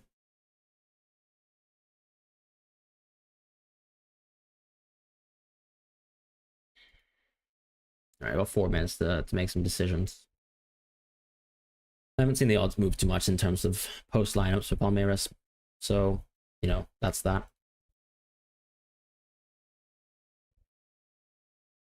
Honestly, the odds for the Bayern game aren't particularly pretty. They're not particularly pretty.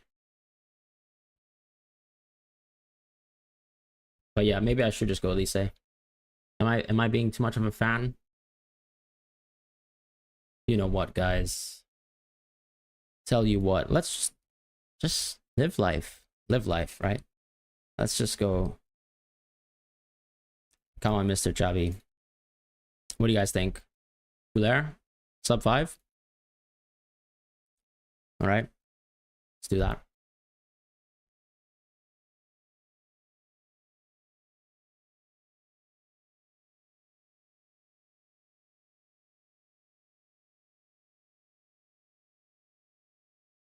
Have I actually missed out on any picks that I think are actually really good?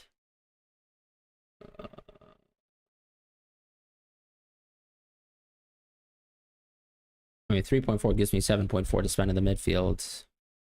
Gives me some more money to spend on top of Anton, I guess. I guess I could just replace...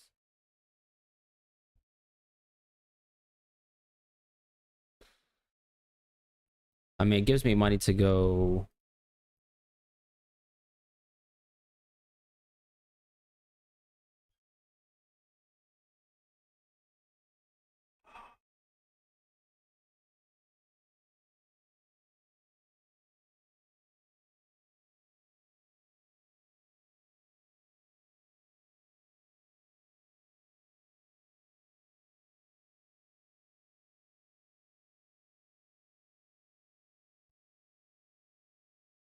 ...2 minutes.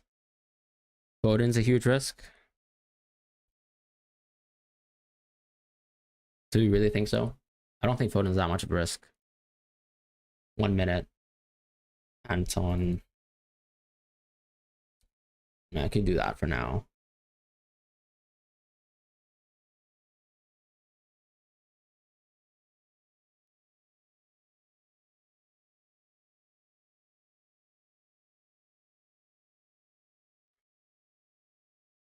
Don't buy Arda, please. If he's above 5%, I won't come back. I won't come back. That's a fact. All right. I think we're fine, right? Sub 5.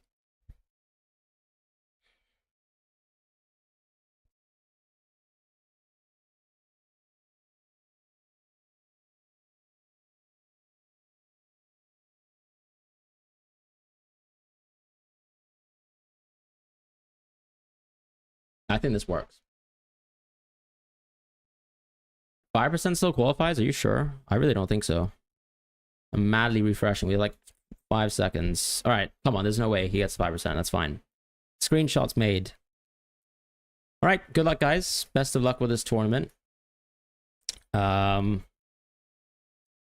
I need to manage some other teams.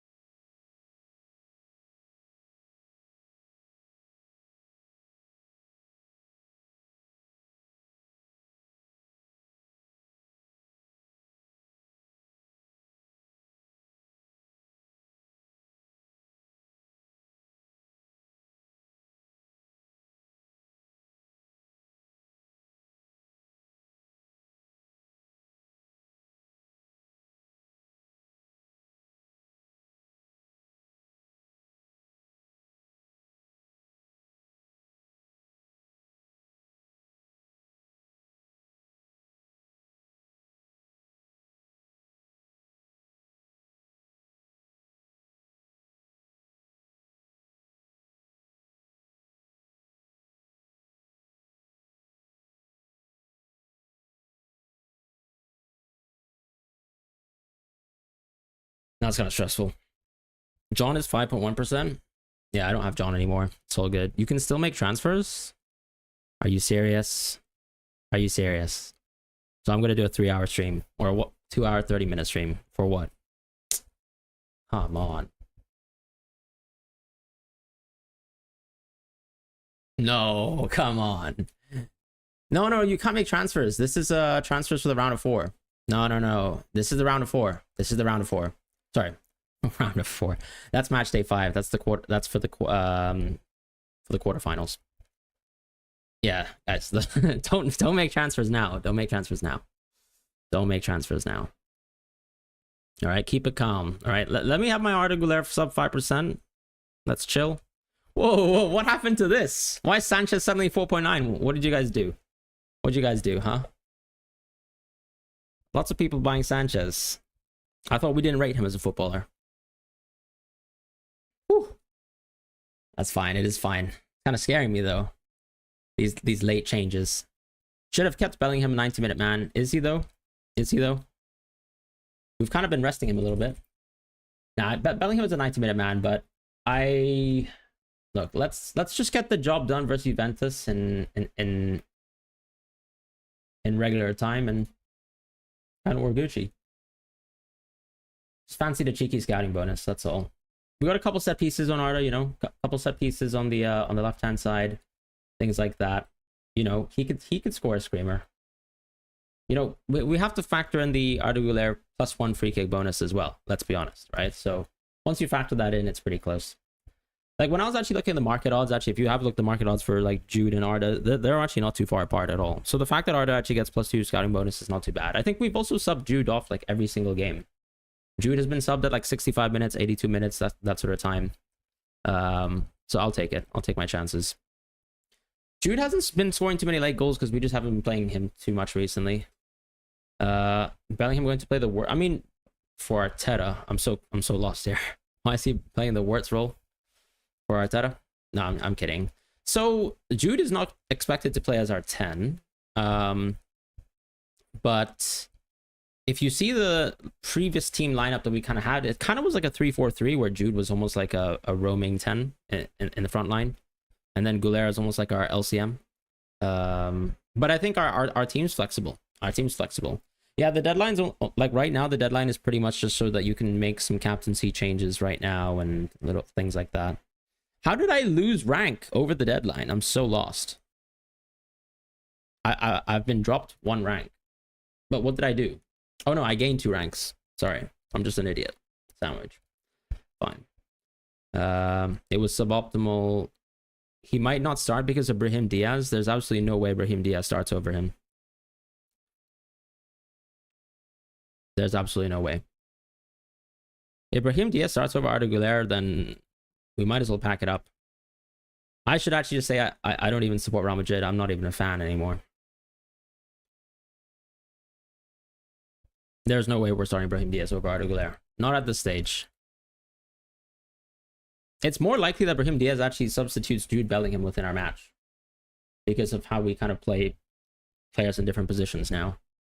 So yeah, like if you have a look at the last match, Jude was literally a direct sub for Brahim Diaz, and Arda Güler is most likely going to be a substitute for someone like Luka Modric, who kind of plays a little bit deeper.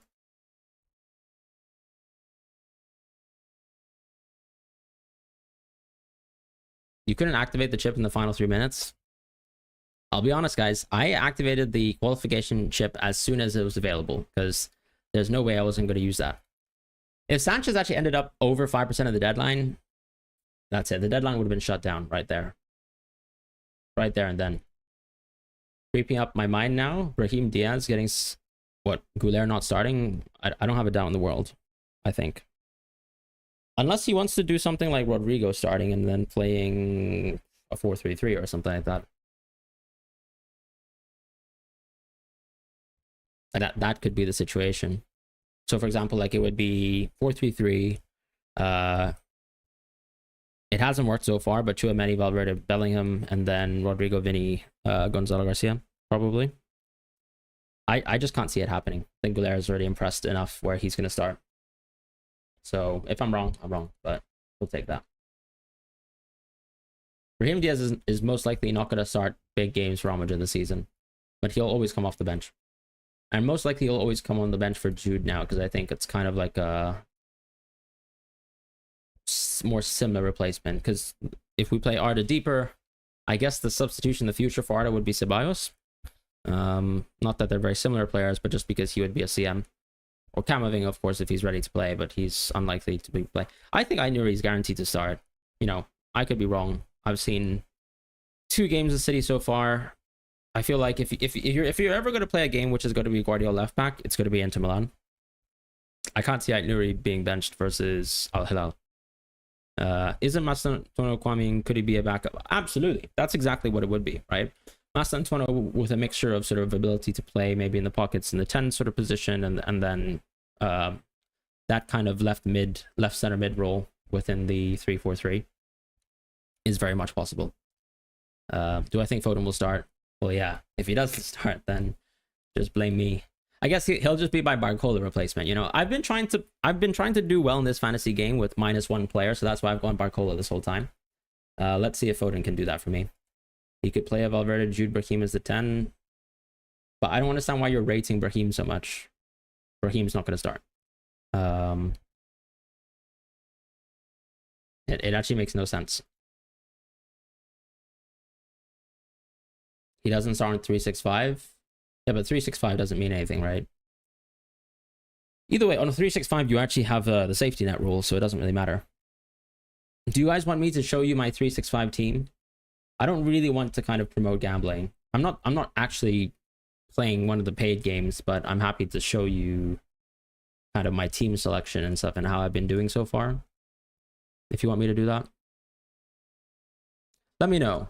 Obviously, as you know, I won't ever promote gambling or have a gambling sponsor on the channel, but I am playing the 3 free versions of the games right now.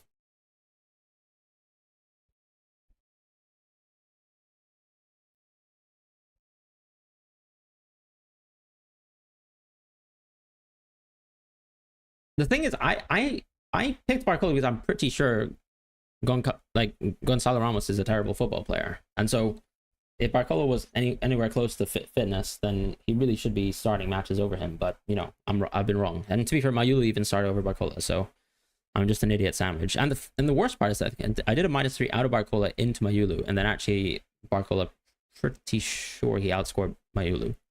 So yeah, well played by me. Which other ones am I playing? Just the 3 roll and 3-6-5. Let me just sort it out, and you know we'll just walk us through that. We might as well make the team now, to be quite honest, on 3-6-5. All right, fine. Let's so these are two teams that I have. Let's just do that.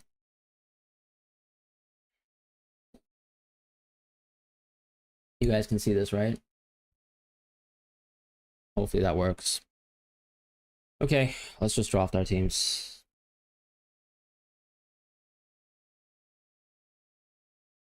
For PSG game, would you captain Hakimi or Kvaratskhelia? I'd probably captain Hakimi. I'm so sick of losing to Hakimi captaincy, though. Such a pain. Such a pain.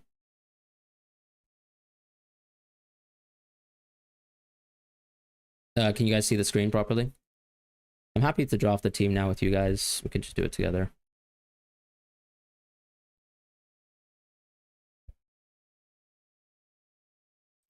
So it's another fantasy game, but it's on this tournament, and this one is free. FPL starts soon. I'm not sure how soon though. Sorry, I don't have information. I'm just not inside the know, I guess.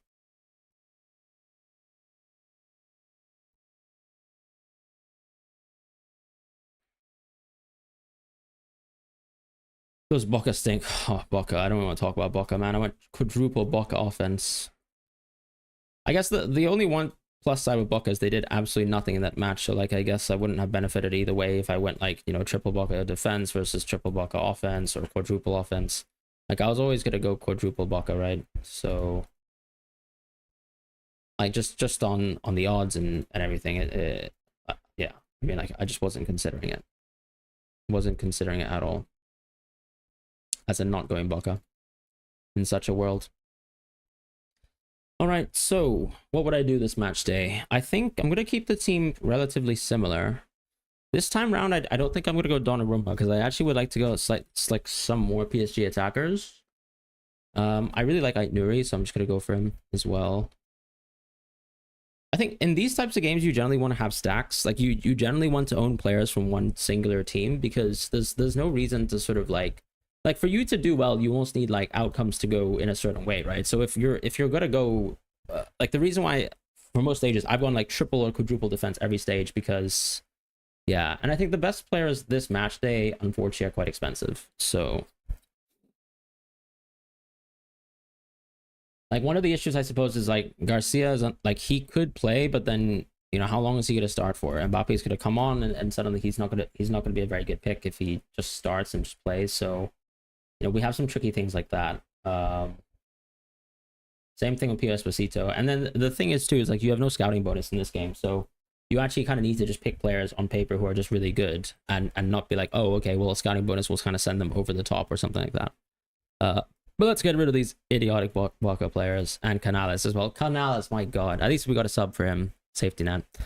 So I think... I mean, I just need to double check as well. So I haven't looked at the game at all recently. Inter Milan players are so expensive, which is really annoying. I kind of think Mendes is still like an absurd price, so I'm just going to take Mendes. Like Nuri, I still think is also like same logic applies there. We probably could get away with a cheap city defender, like a cheaper city defender.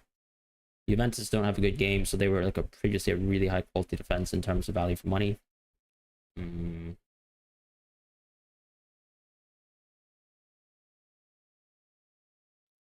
I think what I tend to do in these kind of situations is I try to assess like who I think is like the most sort of efficient players. So I'm just looking at the teams on a separate side right now and then thinking about, you know, what is kind of the efficiency pick to go with right now. And I think in this stage, I actually think Vitinha might be the one. Sorry. Over someone like Donnarumma, for example. Just because, you know, so much goal share this match, and I'll take my chances if he starts. So I think Vitinha is sort of in this bracket. Yeah. In terms of defense, I'm kind of questioning whether I should maybe consider someone like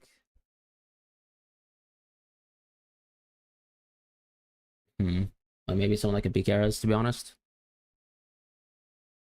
And just go back four. Because it's going to be such an expensive drop. We need a goalkeeper as well. And no one's particularly cheap in the goalkeeping position who has like a generally good chance of keeping a clean sheet. It's not a bad idea to go John.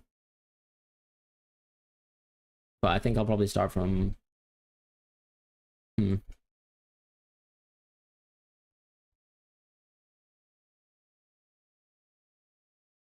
What's the length for this game? It's really close, unfortunately.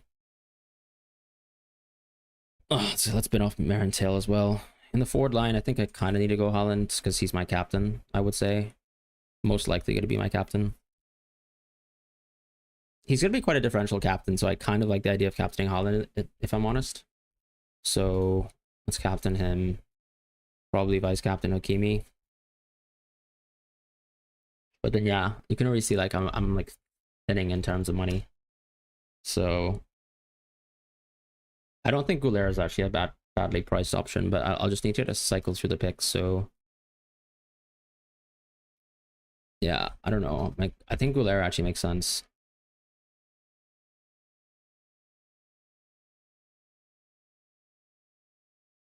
I'll probably save goalkeeper for last because I kind of just need to see like how much budget I want for like best players on paper. Maybe Goulet isn't actually that price efficient. I think the team basically now needs to have like 2 city attackers. Doku's quite expensive. One thing we kind of need to look at as well is, so this game has something called a safety net. So the idea is if you have someone who doesn't start, the next best price player actually starts within the team. So if we look at City and we look at the midfielders, yeah, like in theory, what?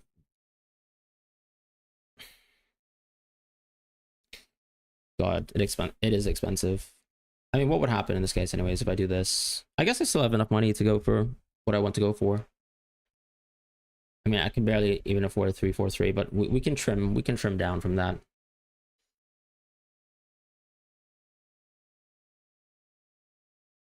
I think going with Doku makes sense as opposed to Savinho, because I guess if I go Doku, like then the next best pick is Turkey, right? So in theory, well, what I'm saying here is I would like to go with Foden and Doku, but then actually if Foden doesn't start and Doku doesn't start, then surely Savinho and Turkey would start, which means I still get them in my team.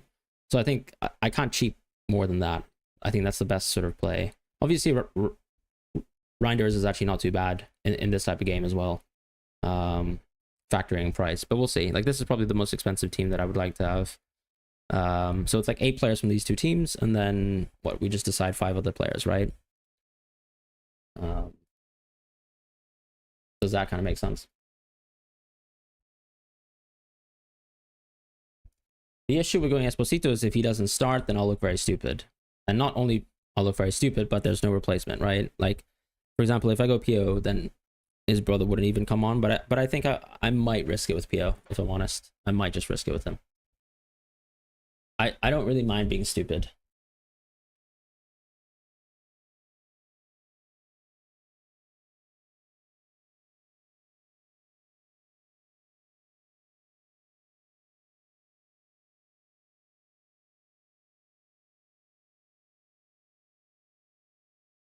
Now I'm trying to think if I want to go 3-4-3 or 3-5-2. And I think honestly the answer is still 3-4-3. At this stage of the tournament too, we can only pick 4 players from certain teams, so yeah, I just need to pick one more pick.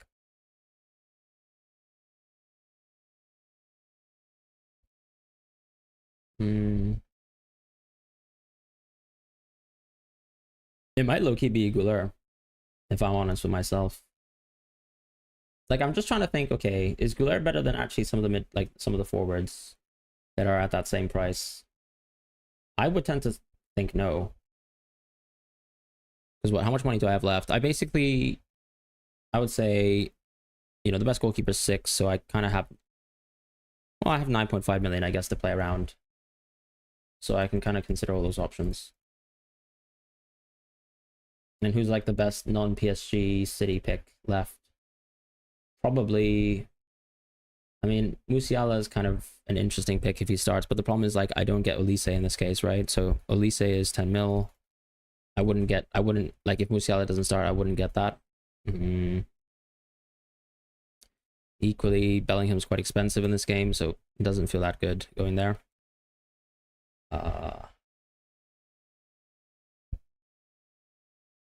Some of the Dortmund picks aren't too bad in midfield. Maybe like someone like Adeyemi, but I'm not sure if his minutes are perfect because he hasn't played really well this tournament. Hope you're well. You have a Akanji right now. Anyone you'd swap him for? Well, like in 365. I think it's okay to go Akanji in 365. Canales PTSD. Yeah, it was painful.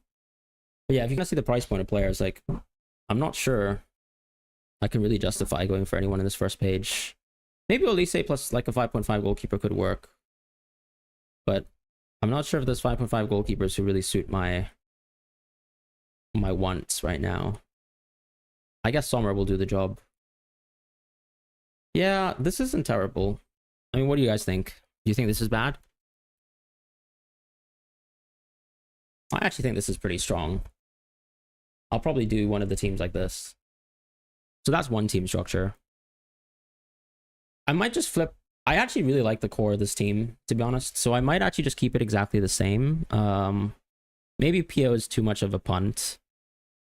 But I could change it around and maybe just... You wish you had enough, right, Nuri? I'm trying to think. So if I go Musiala as well, who would be my next Bayern player? Let's just have a look. I guess it would be Coman, which is not too bad. It's not a huge drop off, I guess. Like I could stomach that quite easily. And then is there a point in terms of upgrading Vitinha? Like maybe not. I guess it would be like if I want to upgrade someone like Pio Esposito, who I think starts. Well, I'm going to send it with this team. I quite like it. I think I'm happy with that 3-5-2. Let's just do another team now. Structurally, I think I'll keep it similar. Oh, Donnarumma is 5.5 million. Why didn't I think about that? Oh, no, but then actually, yeah, this, like, I think in terms of value perspective, it's actually, it doesn't make sense to not go Vitinha.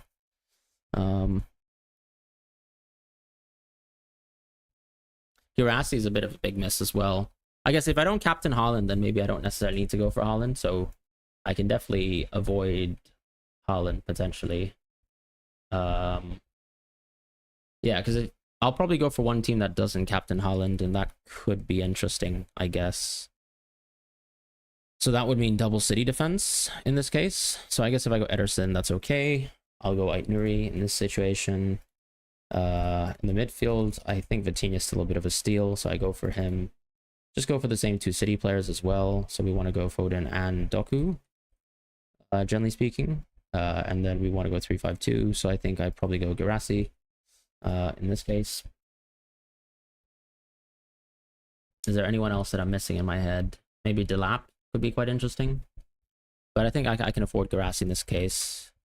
3-5-2. So we need another midfielder. Maybe I went with Elise in the previous draft. I think I could go Vinicius here. It's not a bad pick. But then that still drops me to what? Esposito territory, right? Probably better off if I bounce the team a bit better. So who would I need to go?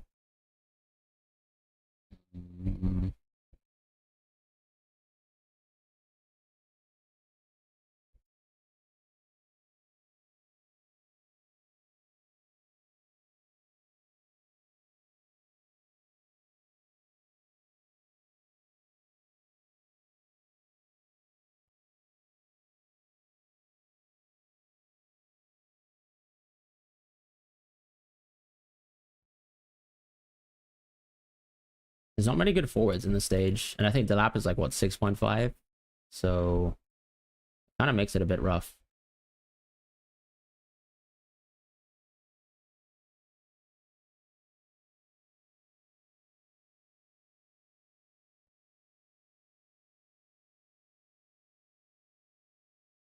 This could be a Garcia draft, I guess.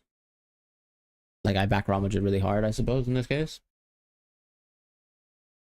Not the stupidest idea in the world, but I think I could probably work with that. Any thoughts? Holland does feel like a bit of a miss. And is there any exceptions for changing captains? You can change your captain even after the game, right? So if yeah, exactly. If Jesus blanks, you should be able to go for Kane, of course. I mean, in the official game, you can actually just change it every fixture. So in theory, you should have 8 captaincies or 7 in my case. Yeah,